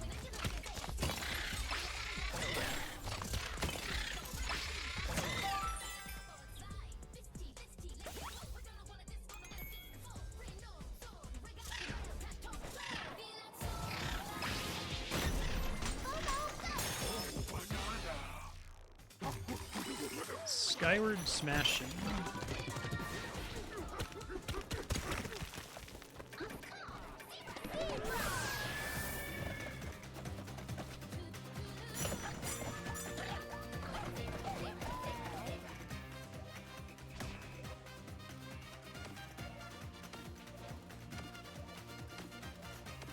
Okay.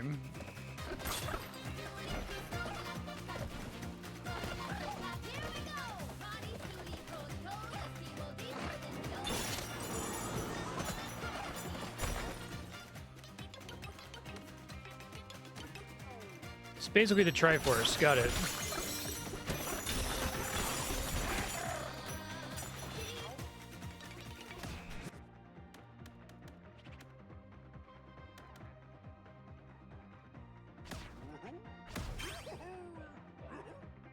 This Kong upgrade. Lava being automatically cooled seems really convenient.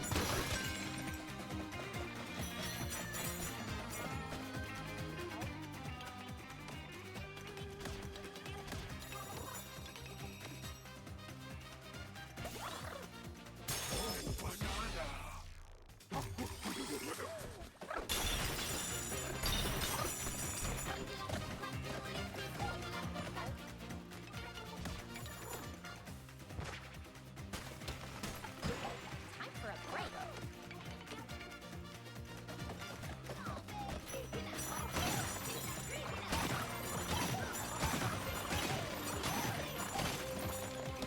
Ready, go!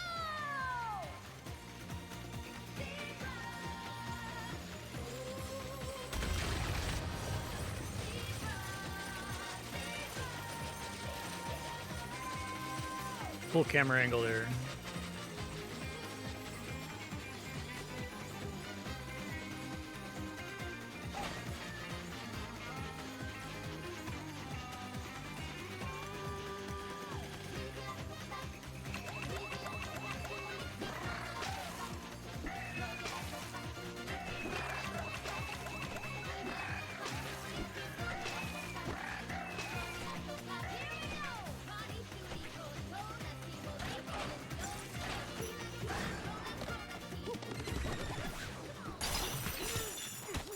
Kremling Quagmire.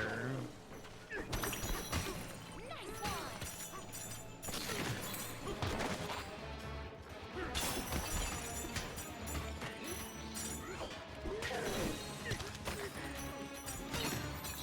Oh shit.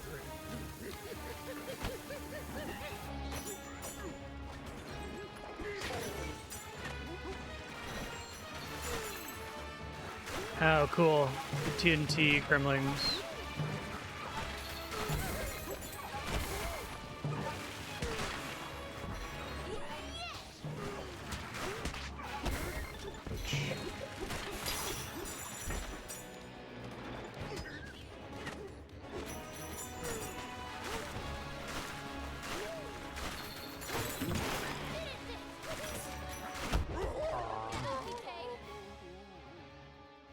careful to not take bramble damage here.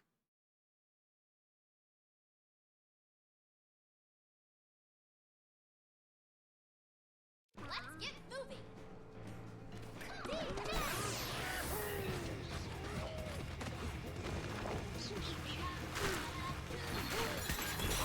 You want to hit them, okay.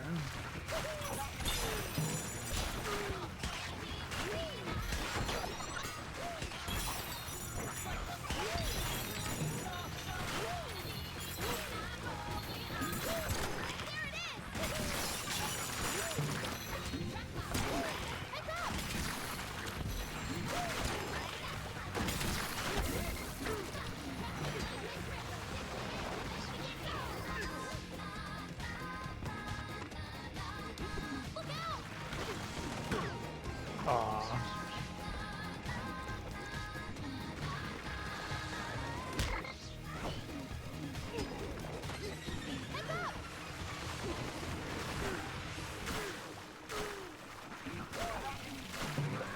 Shit. Shit. Shit. I'm dead.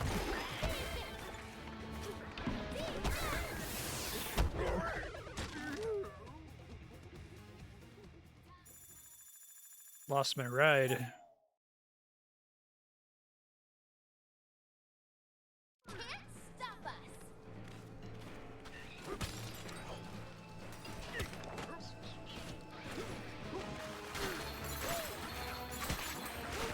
Nice one.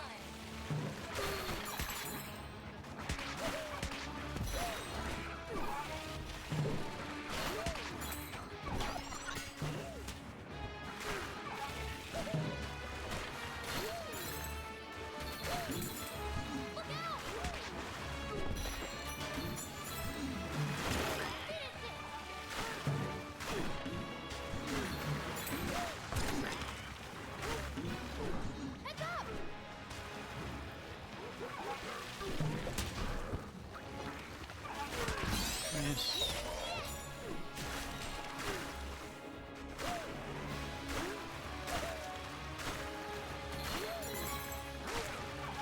I wonder if they made the brambles white instead of green for like legibility reasons. Ah! That's fine.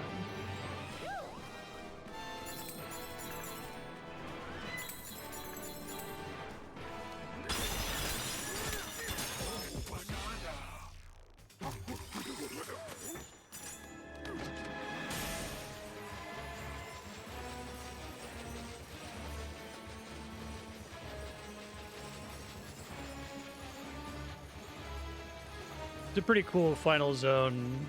I'm a fan.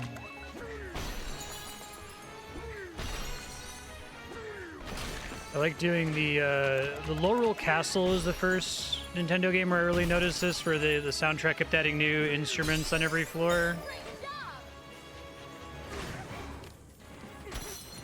I really like that Laurel Castle theme because it's like they keep adding in more Ganon stuff the deeper you get.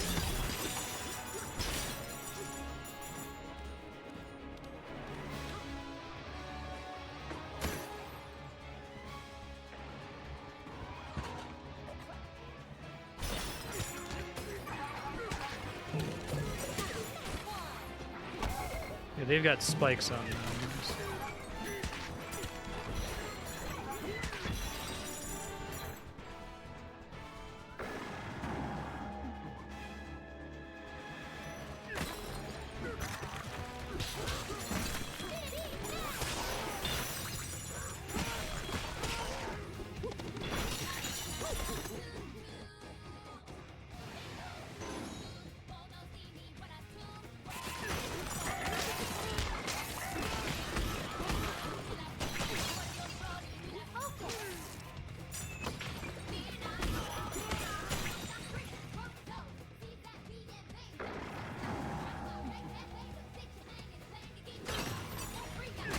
I use lava for the purposes of my tie.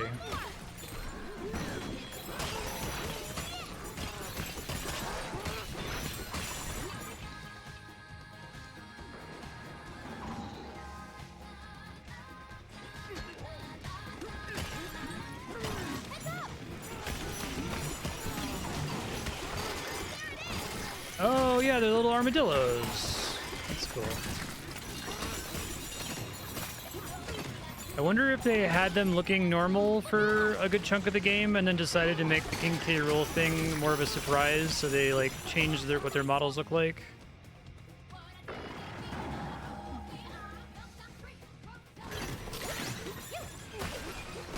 That is a really cool idea, though, to be like, yeah, you've been fighting traditional Donkey Kong Country monsters the whole time, and you didn't even notice, idiot.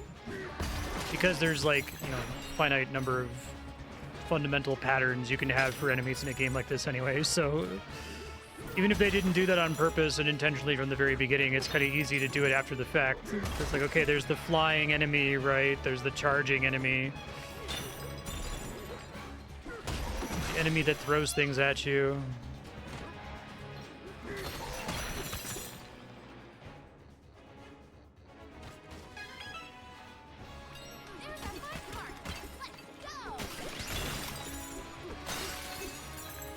Could they have just as easily turned that flying enemy into a Koopa Paratroopa, right? Probably, but it's fine. It works for me. I like it. It's not cringe.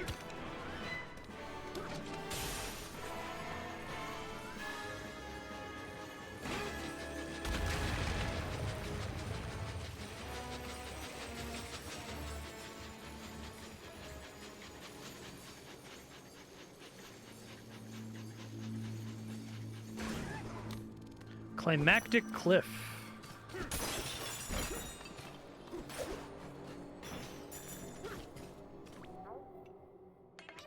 I like that they did stuff to further earn the King K. Rool thing by like really building up that Void Kong fight like it was going to be the final boss, like having a big fake long hallway going to it, right?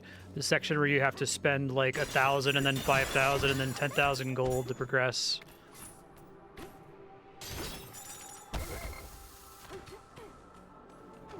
Climactic Cliff, what the fuck?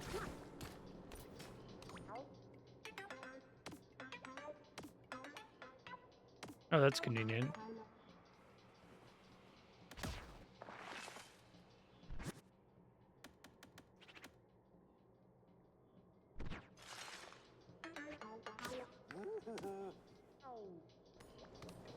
I didn't buy anything, man. Sorry. I should tip you.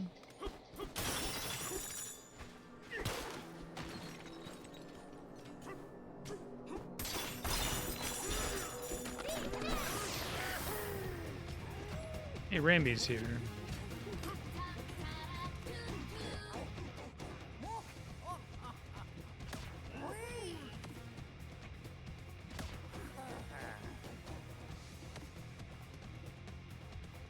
These levels too darn deep.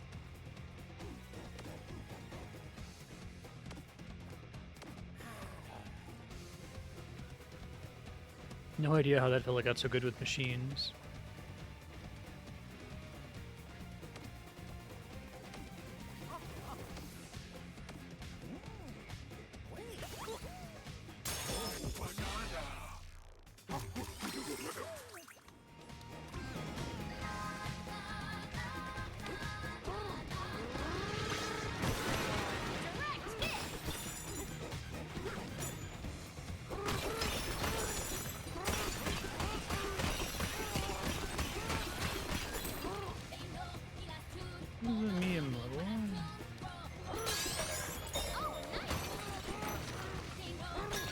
Sorry.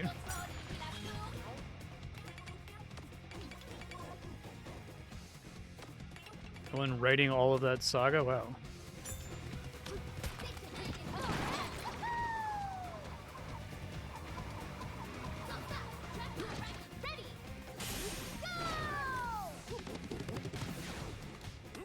Just in case there's music here, I don't want to undercut it. Build up power and then punch.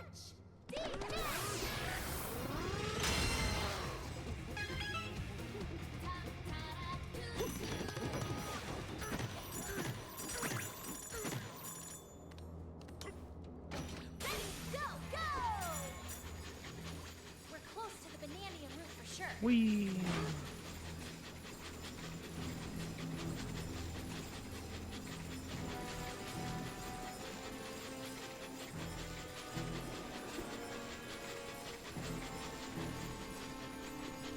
long hallway, long railway, long fallway. Is the banana doing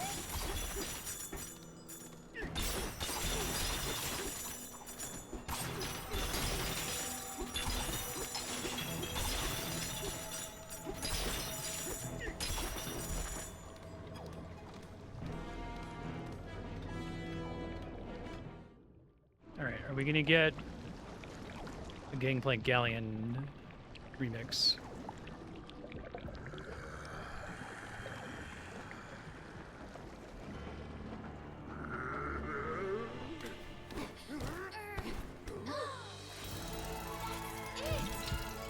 Looks like a fucking biblically accurate angel. Even more so than I originally thought. That's really funny, but made out of bananas. Stop him!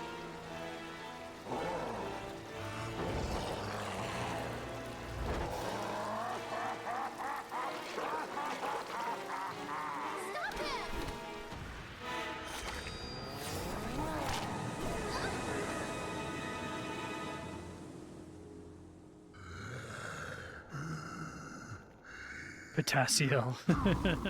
It's good.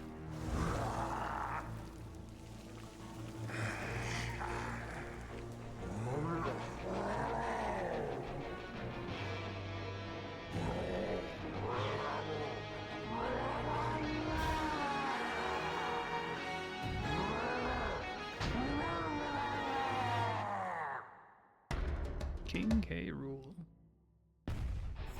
Let's get that banana fruit back.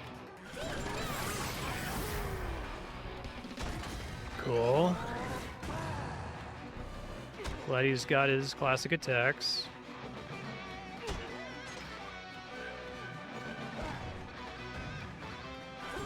Oh, I can have infinite transform here, okay.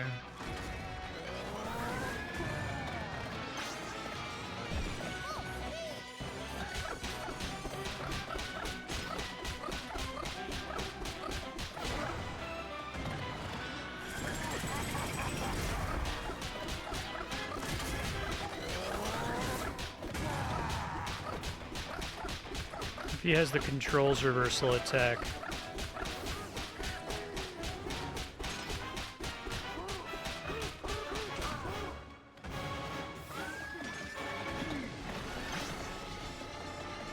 You can grab the cannonballs and hit him probably faster.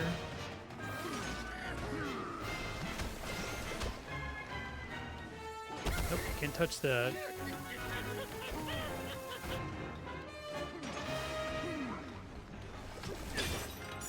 I can like deflect them, okay, and that gives me gold, which I can then pick up and throw at him.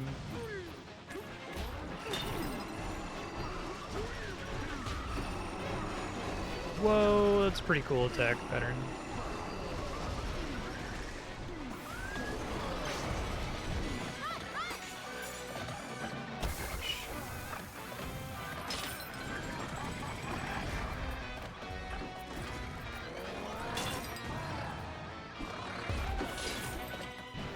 I don't know how I deflected it before, but I did.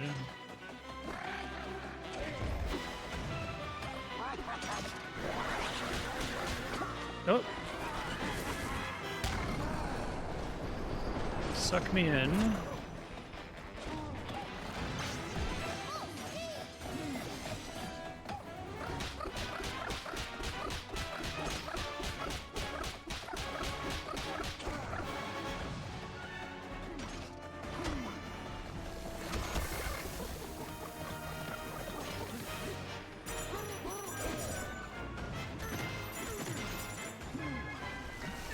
Okay. Press my grab button to do it, I see.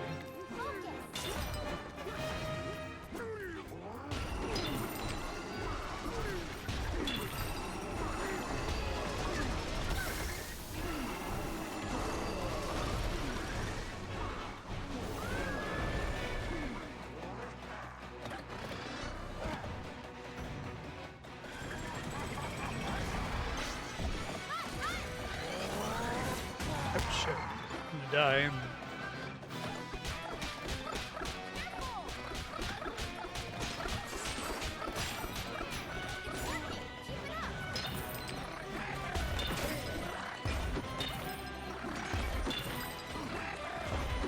convert things into gold, which is interesting.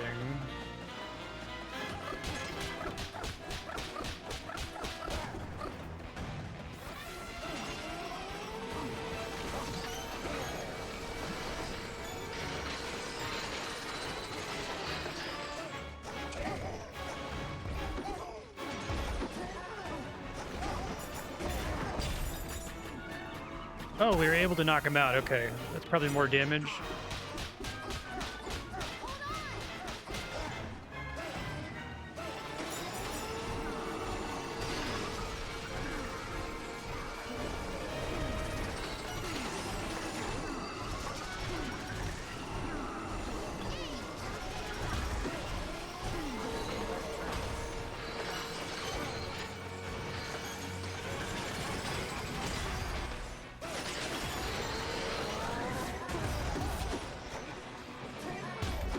I think I can throw a ball in while he's sucking in the orb. That's what I'm supposed to be doing, rather than just punching him constantly. Okay.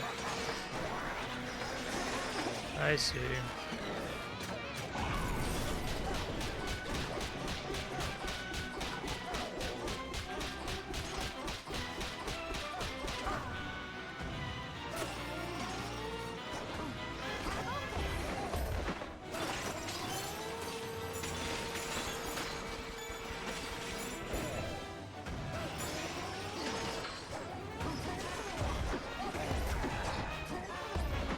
Also deflect him there. Okay.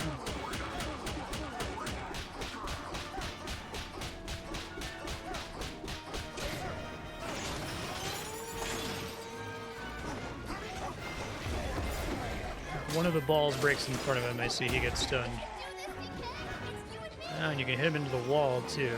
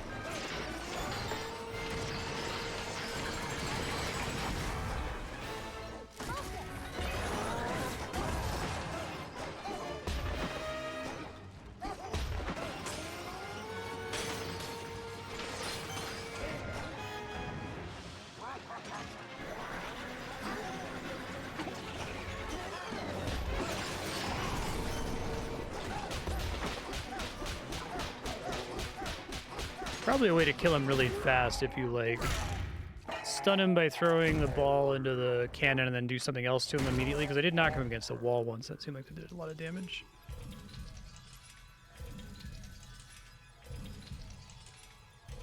I love the biblically accurate angel banana. That's really good. Yes! The vanadium root is free!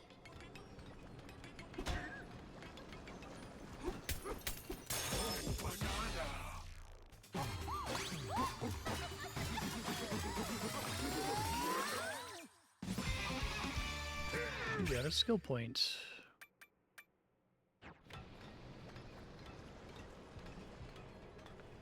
Is this goodbye? You're going home?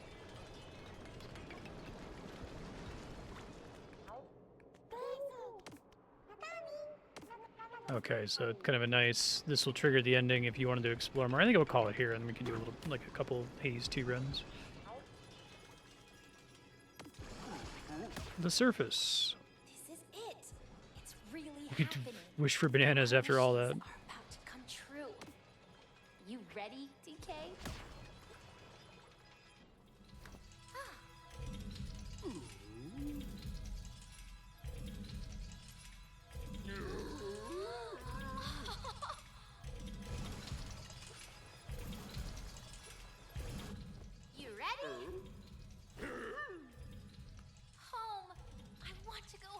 Banana.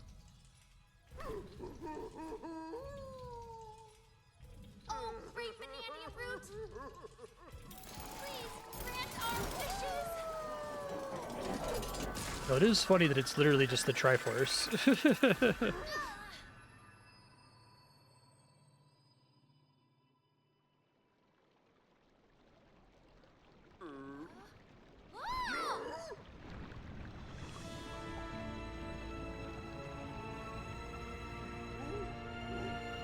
Maybe a banana that gets us to the surface.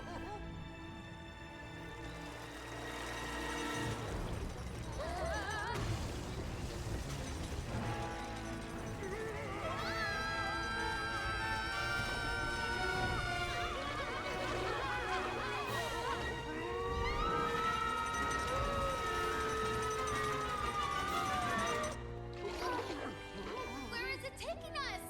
Surface, but in the other direction? Yeah, okay.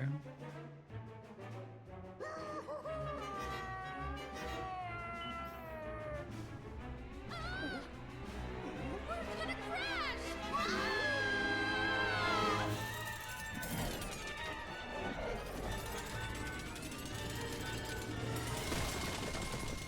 Thanks, Bananium Root.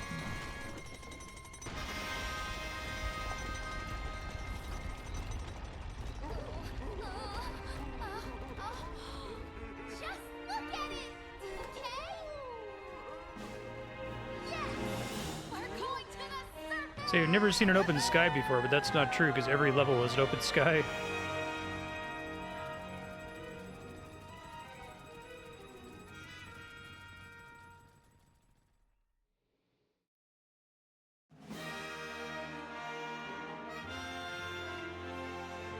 It's cute with K. Rool on the logo. Hey, there it is. Credits. It's the fake credits. Hey, I love it. That shit was so good in Donkey Kong Country.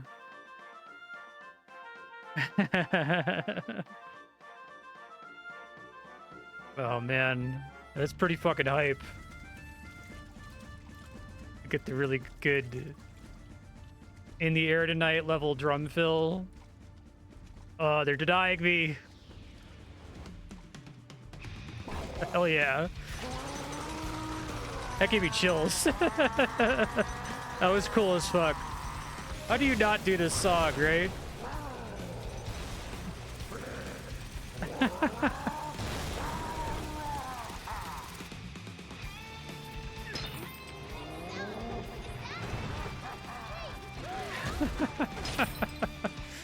till we reach the surface!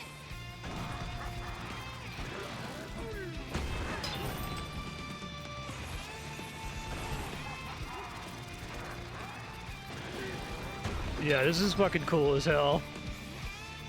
This mix is great too.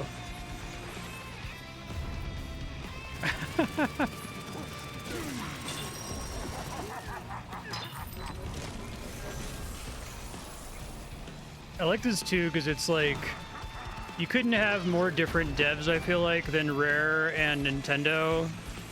And for them to like correctly identify that shit in Donkey Kong Country was so fucking cool with the fake credits, and then this song rules. It makes me feel connected to all gamers and game developers, right?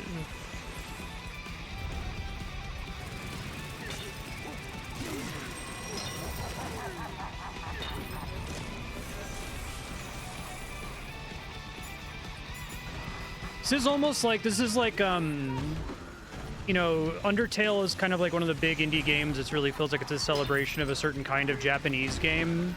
And this whole ending sequence is this really cool Japanese celebration of a very British game, right? It's really fucking cool.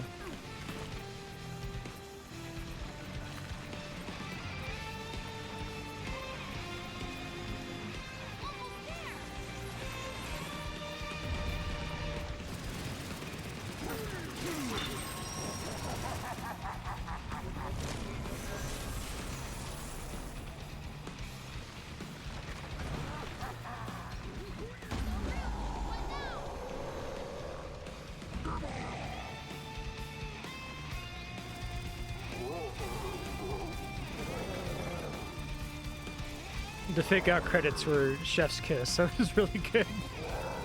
This game just went up like a full point in my mind.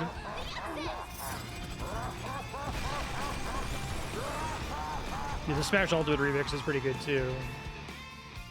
I do like the anytime they do like clean Pink Floyd guitar solo. Oh hey, New Donk City.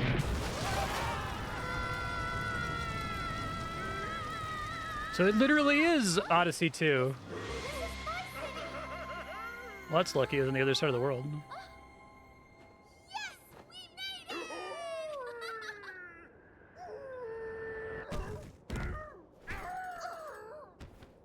Where is he?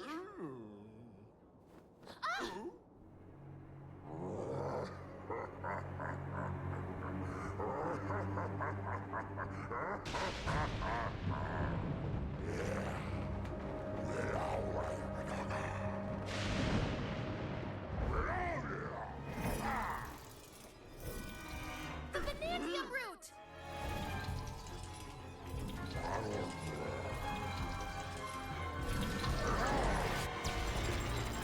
You could explain why.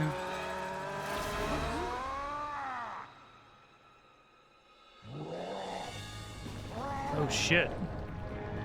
That's a lot of fucking dead people.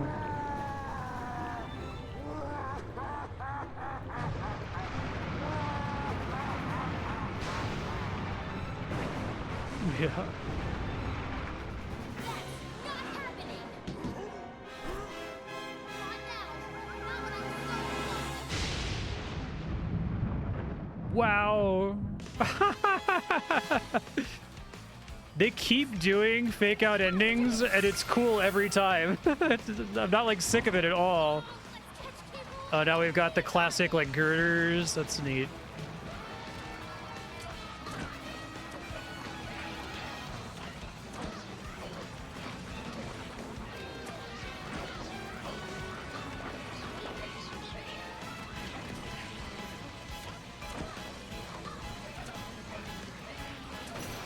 Hurry!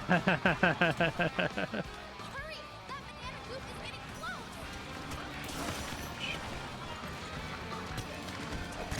Ah!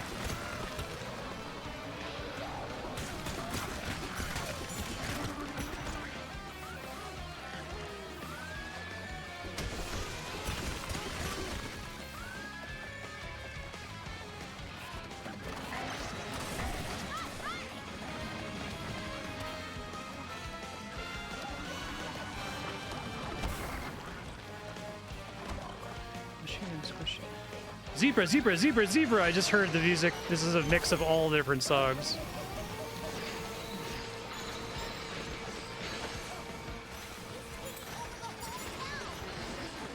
your claws off our city!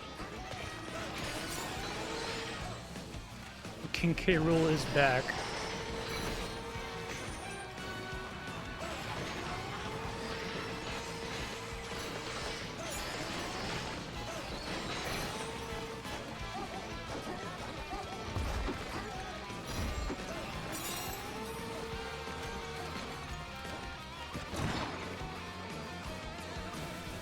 The girders are really cool. I'm a big fan of that.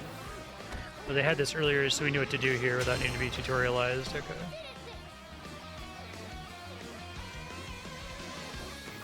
I like the sequence having infinite meter.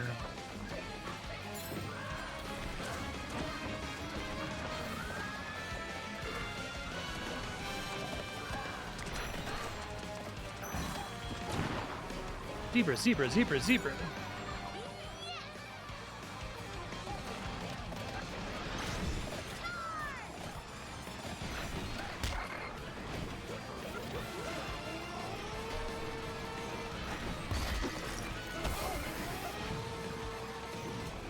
Oh god, I need to deal with these guys. Okay.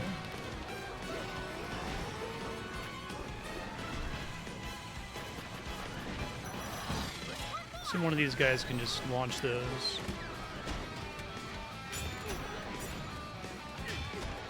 Do bowling here, essentially.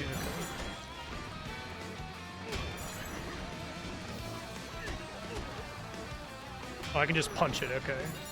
It's much easier to aim.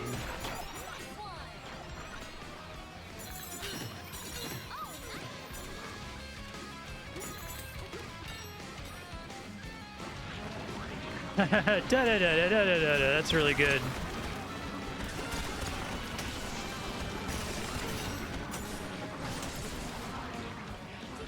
The guitar part in this fucking rules.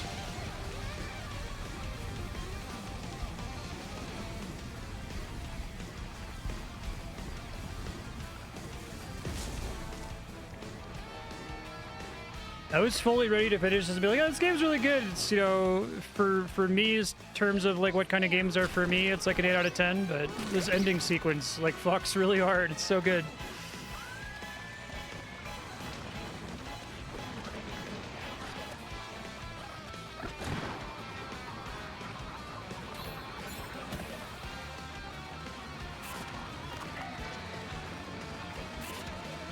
I think everyone in this town is dead, man. Oh, they're just covered in stinky banana mush. It's fine. He got City Hall too. Ooh, he is gonna pay for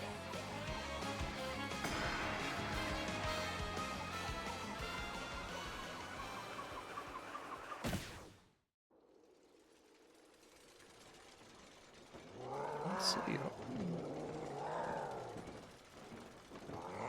Your beat is strong.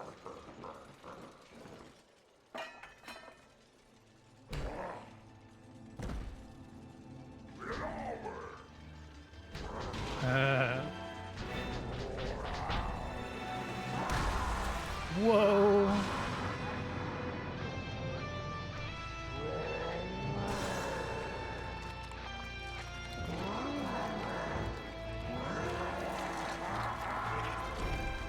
I love when the boss has your ability. It always is a treat.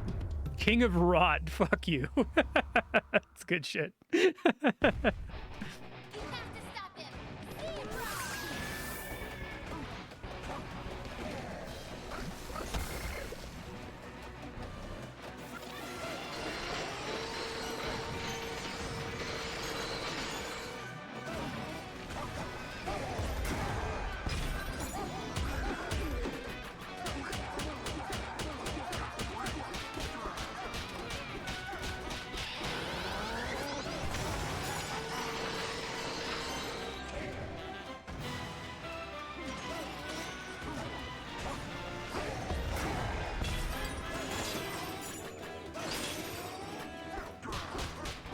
I'm wondering if when he's doing that, if I can like ground pound him.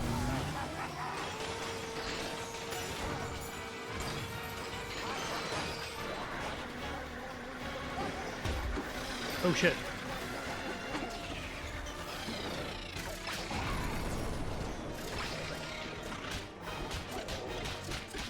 Didn't de-transform him though, okay.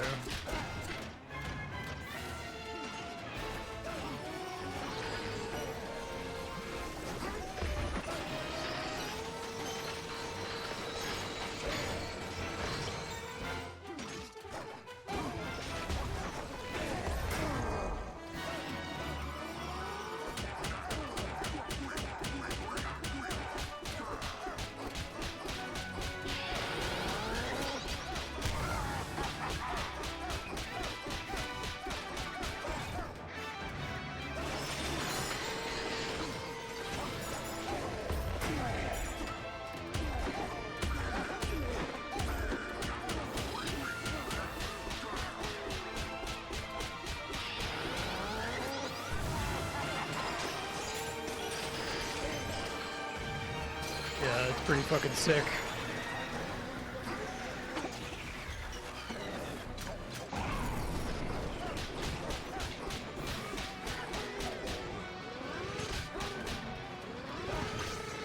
Be a nice time to have the faster charge punch.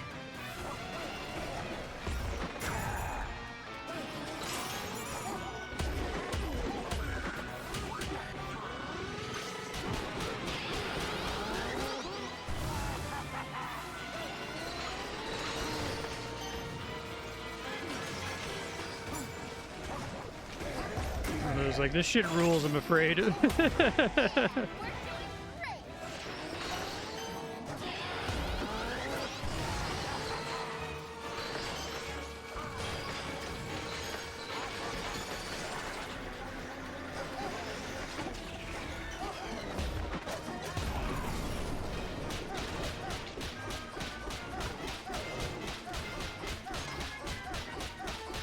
I still think there's probably a thing I can do that does way more damage to him that I haven't figured out yet.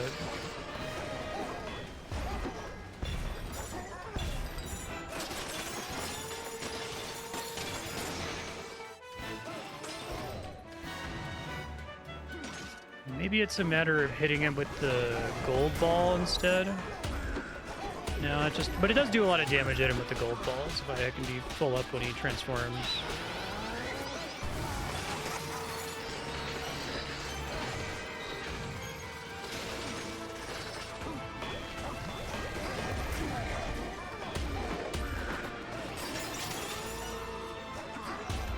I think that's more damage than I can do by punching him if I can be full on orbs here. Whoa.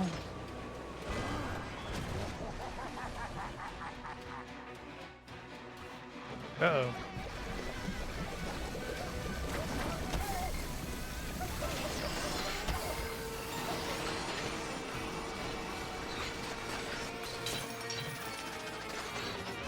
Game's struggling with that a little bit. That's crazy.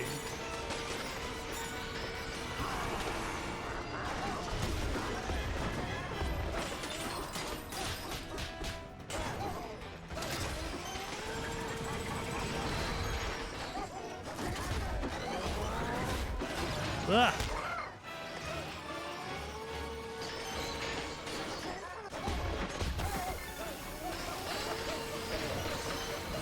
Don't have any apple juice.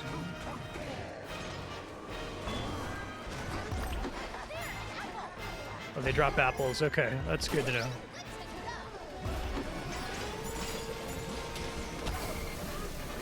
Fuck, I'm gonna die.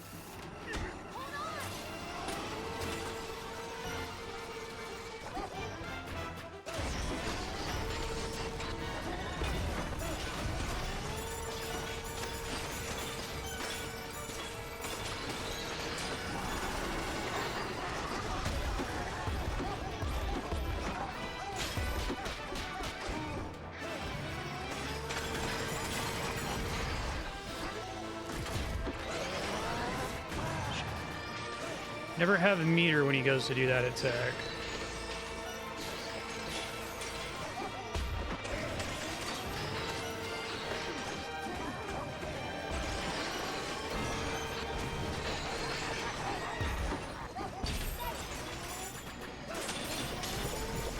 Fuck, I'm gonna die.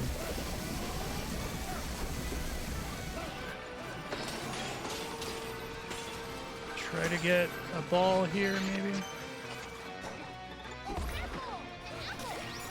Spawn apples.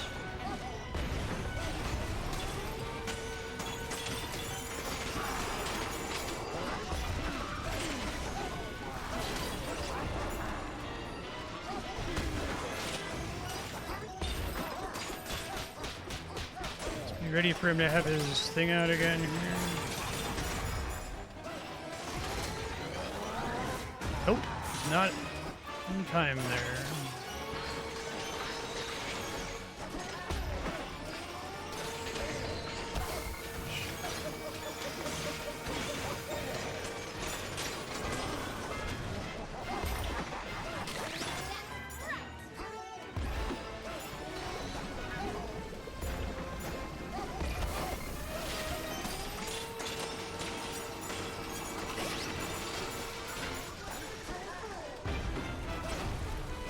Game can't quite handle that attack.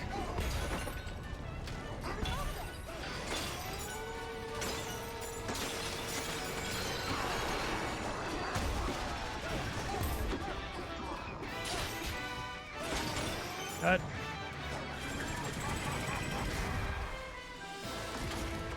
I keep fucking it up. Gotta get the timing slightly different, I guess.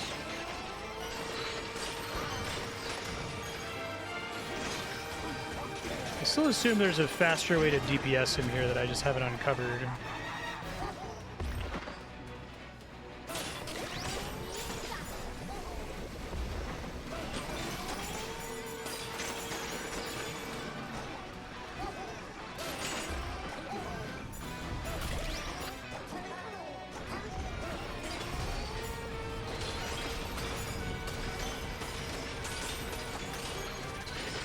Most of my DPS is here when he pops out, and I can hit him a bunch.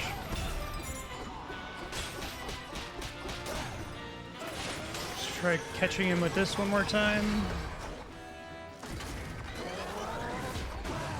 I keep missing it, I don't know why.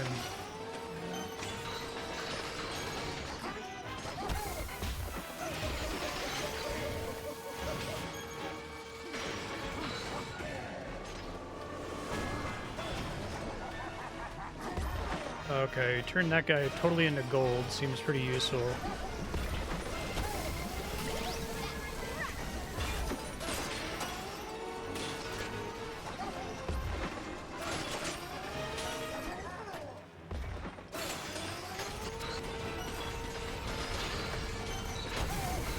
First time I didn't have that dealt with.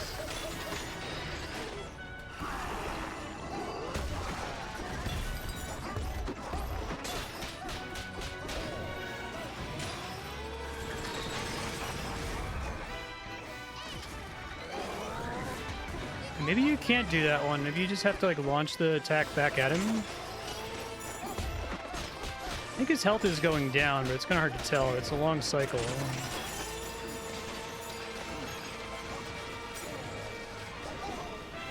It's a different attack at least.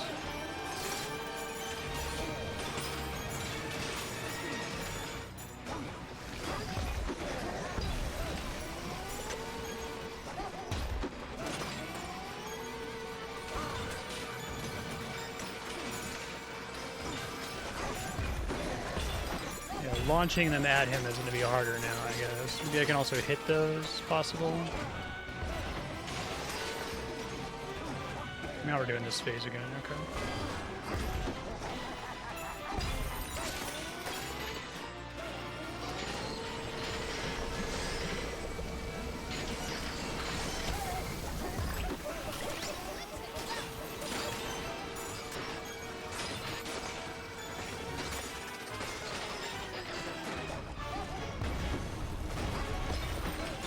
Yeah, I guess if there's something else I can do to speed this up, feel free to let me know if there's like a way that's supposed to do more damage to him. I feel like I'm able to tread water indefinitely here.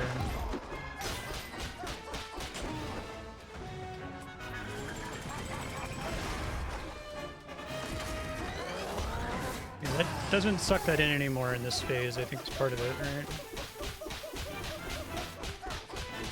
Hitting him more is probably good.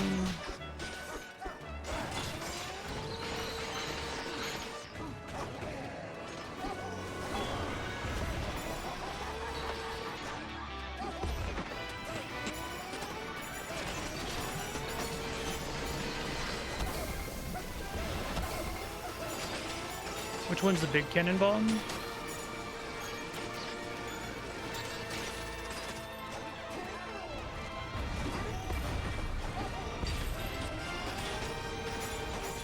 No, he does the thing where he sucks in something, right? And he can suck in a ball if you throw it at him. That definitely happened in the previous fight. There's a distinct animation where he wouldn't, like, lose his special power-ups.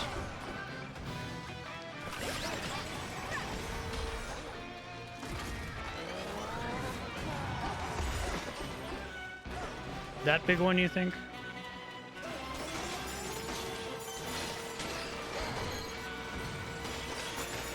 Okay, I'm gonna try to do it.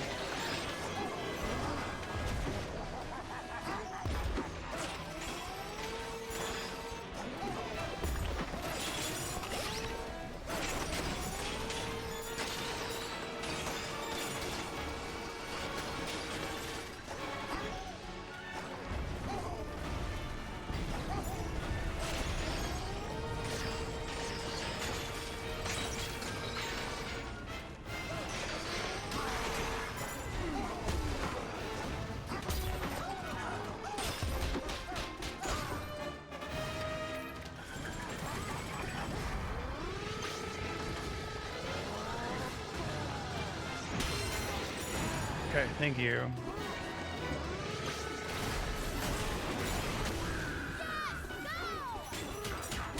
Okay, now he's taking damage. Okay, jeez. Thank you.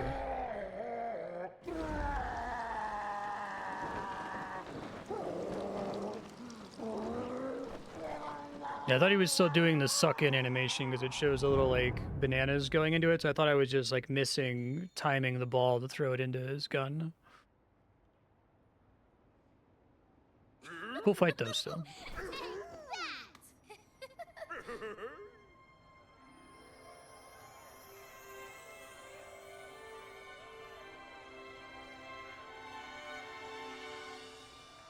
It's over.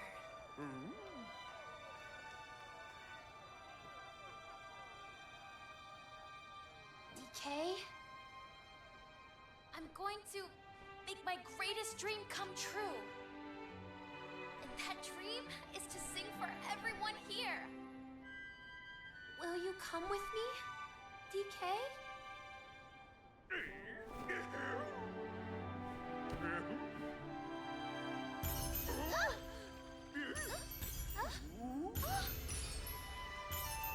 And everyone's fine.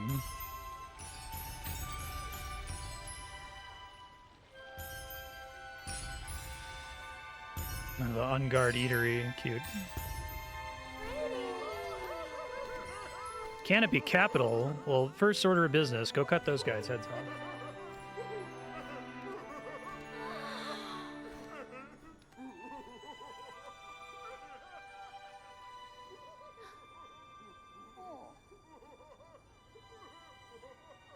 Oh, right. DK stream. You wanted a lot of bananas. DK, Look how happy he is. forget what I said before. She doesn't need me. To make your dreams come true.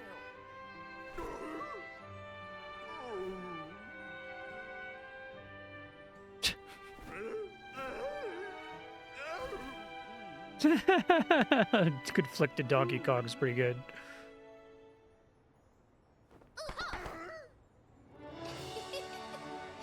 Don't worry. See, she had a little arc. I'll keep the beat on my own.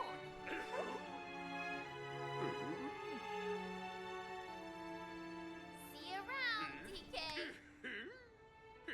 So the events of the original Donkey Kong are a really fucking extreme misunderstanding.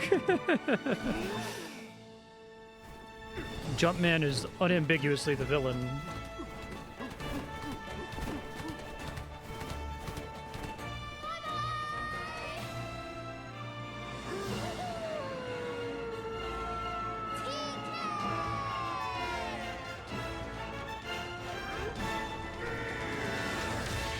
Cool. The fake out credits, Gangplank Galleon was peak. That was really fucking good. This game's great. Really, really solid. Like I said, I think it's executed to a similar level as Astrobot, which you would hope so, right? I think I still prefer Astrobot a little bit just because it's more structured, right? It's less of the kind of Breath of the Wild style do whatever you want level design. But I understand why that's appealing. It's not unappealing to me. It's just that I prefer the more structured level design personally. So I still like Astrobot a little bit better, but this was still really great and did a lot of the stuff that I enjoyed about Astrobot, especially toward the end. It's interested in surprising you. The soundtrack's obviously super good. I think the core mechanics are great. As always, this team is incredible at doing locomotion, right? I'm assuming the speedrun for this game is a blast. I really hope to see it at GDQ. Imagine you can just, like, blast through this game. Especially since you don't have to collect a minimum number of bananas.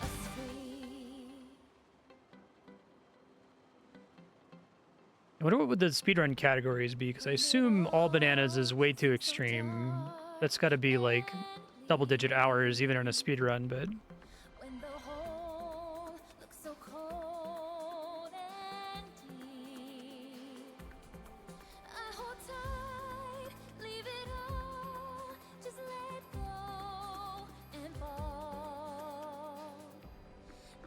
your beat, light the way for me. We're breaking through down to the core. What do you mean by there being an unlimited number of bananas? Whenever you collect one, it's shaded out like a shaded out star.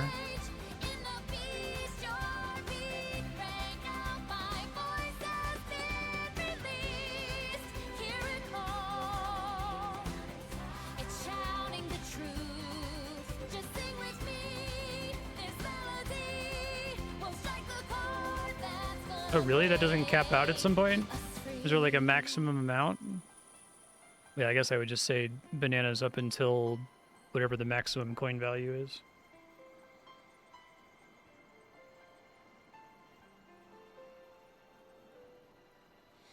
There's not enough to spend that on, though, right? I assume there's not enough skill points. Eventually, you'll unlock every skill.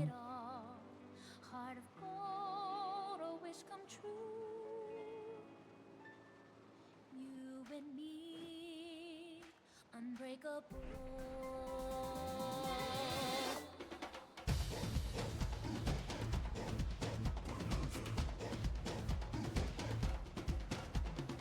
Oh, every fossil is brutal. That's a fuck you, Golden Korok. You're not supposed to do that, is what that exists for. No stopping us, not anymore. I'm heading home to city streets, your beat now mine are dreams. Okay, so there is a limited number of banana chip ones. That makes more sense. My hand in your hand, our two voices entwined in a crescendo, spiraling up, rising forever,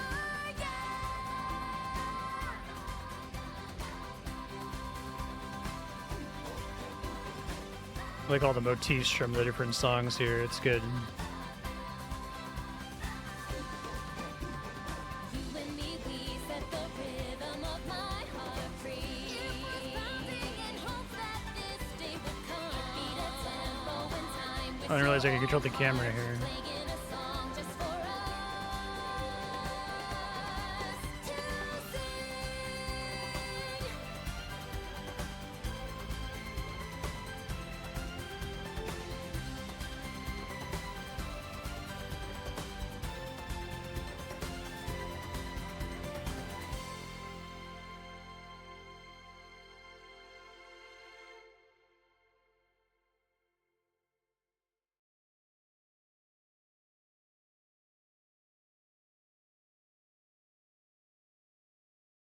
The adventure continues. She's got shoes now.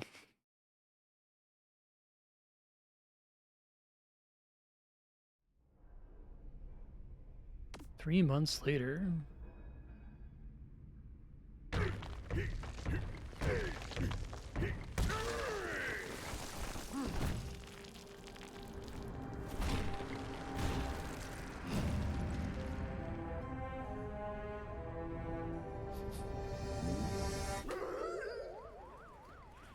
That's the beginning of the game. The new game plus, I take it.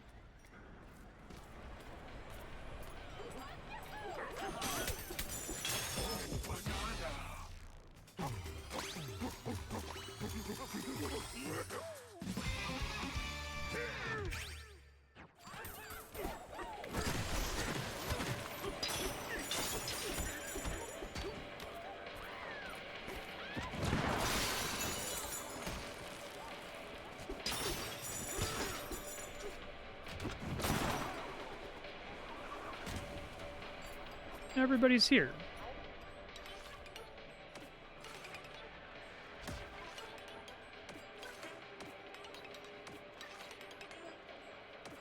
That's kind of cool.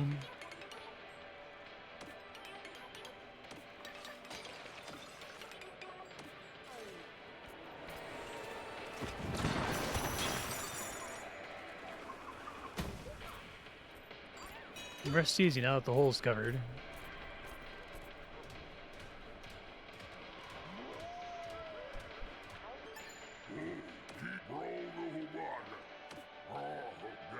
We're all friends now.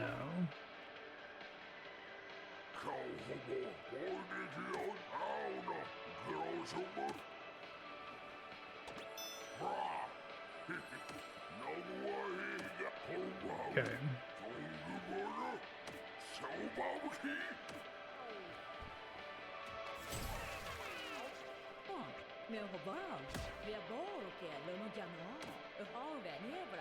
Clobbered up some sort of enormous crocodile?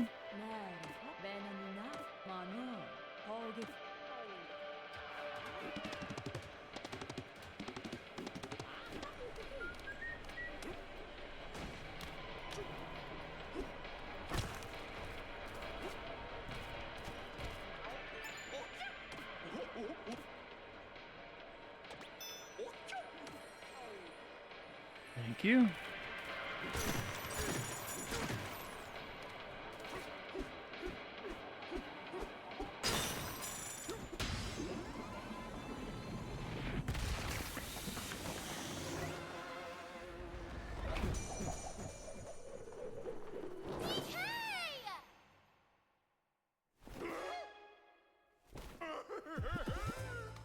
We're back for the post game. Doing this live show at City Hall.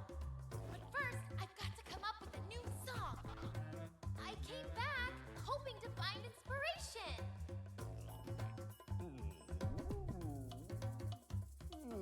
That's it. The elders know all about creating music. Yes, you and me, let's go see the elders right now.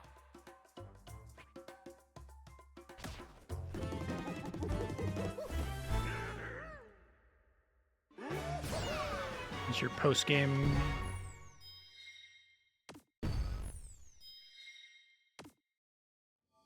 The new outfit for Pauline, one where she has shoes.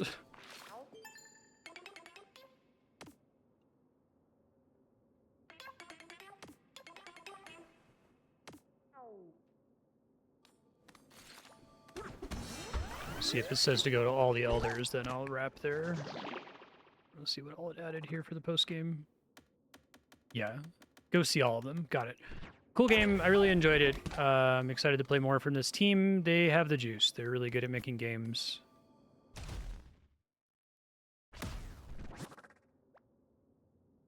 Oh, okay. That's neat. Great game.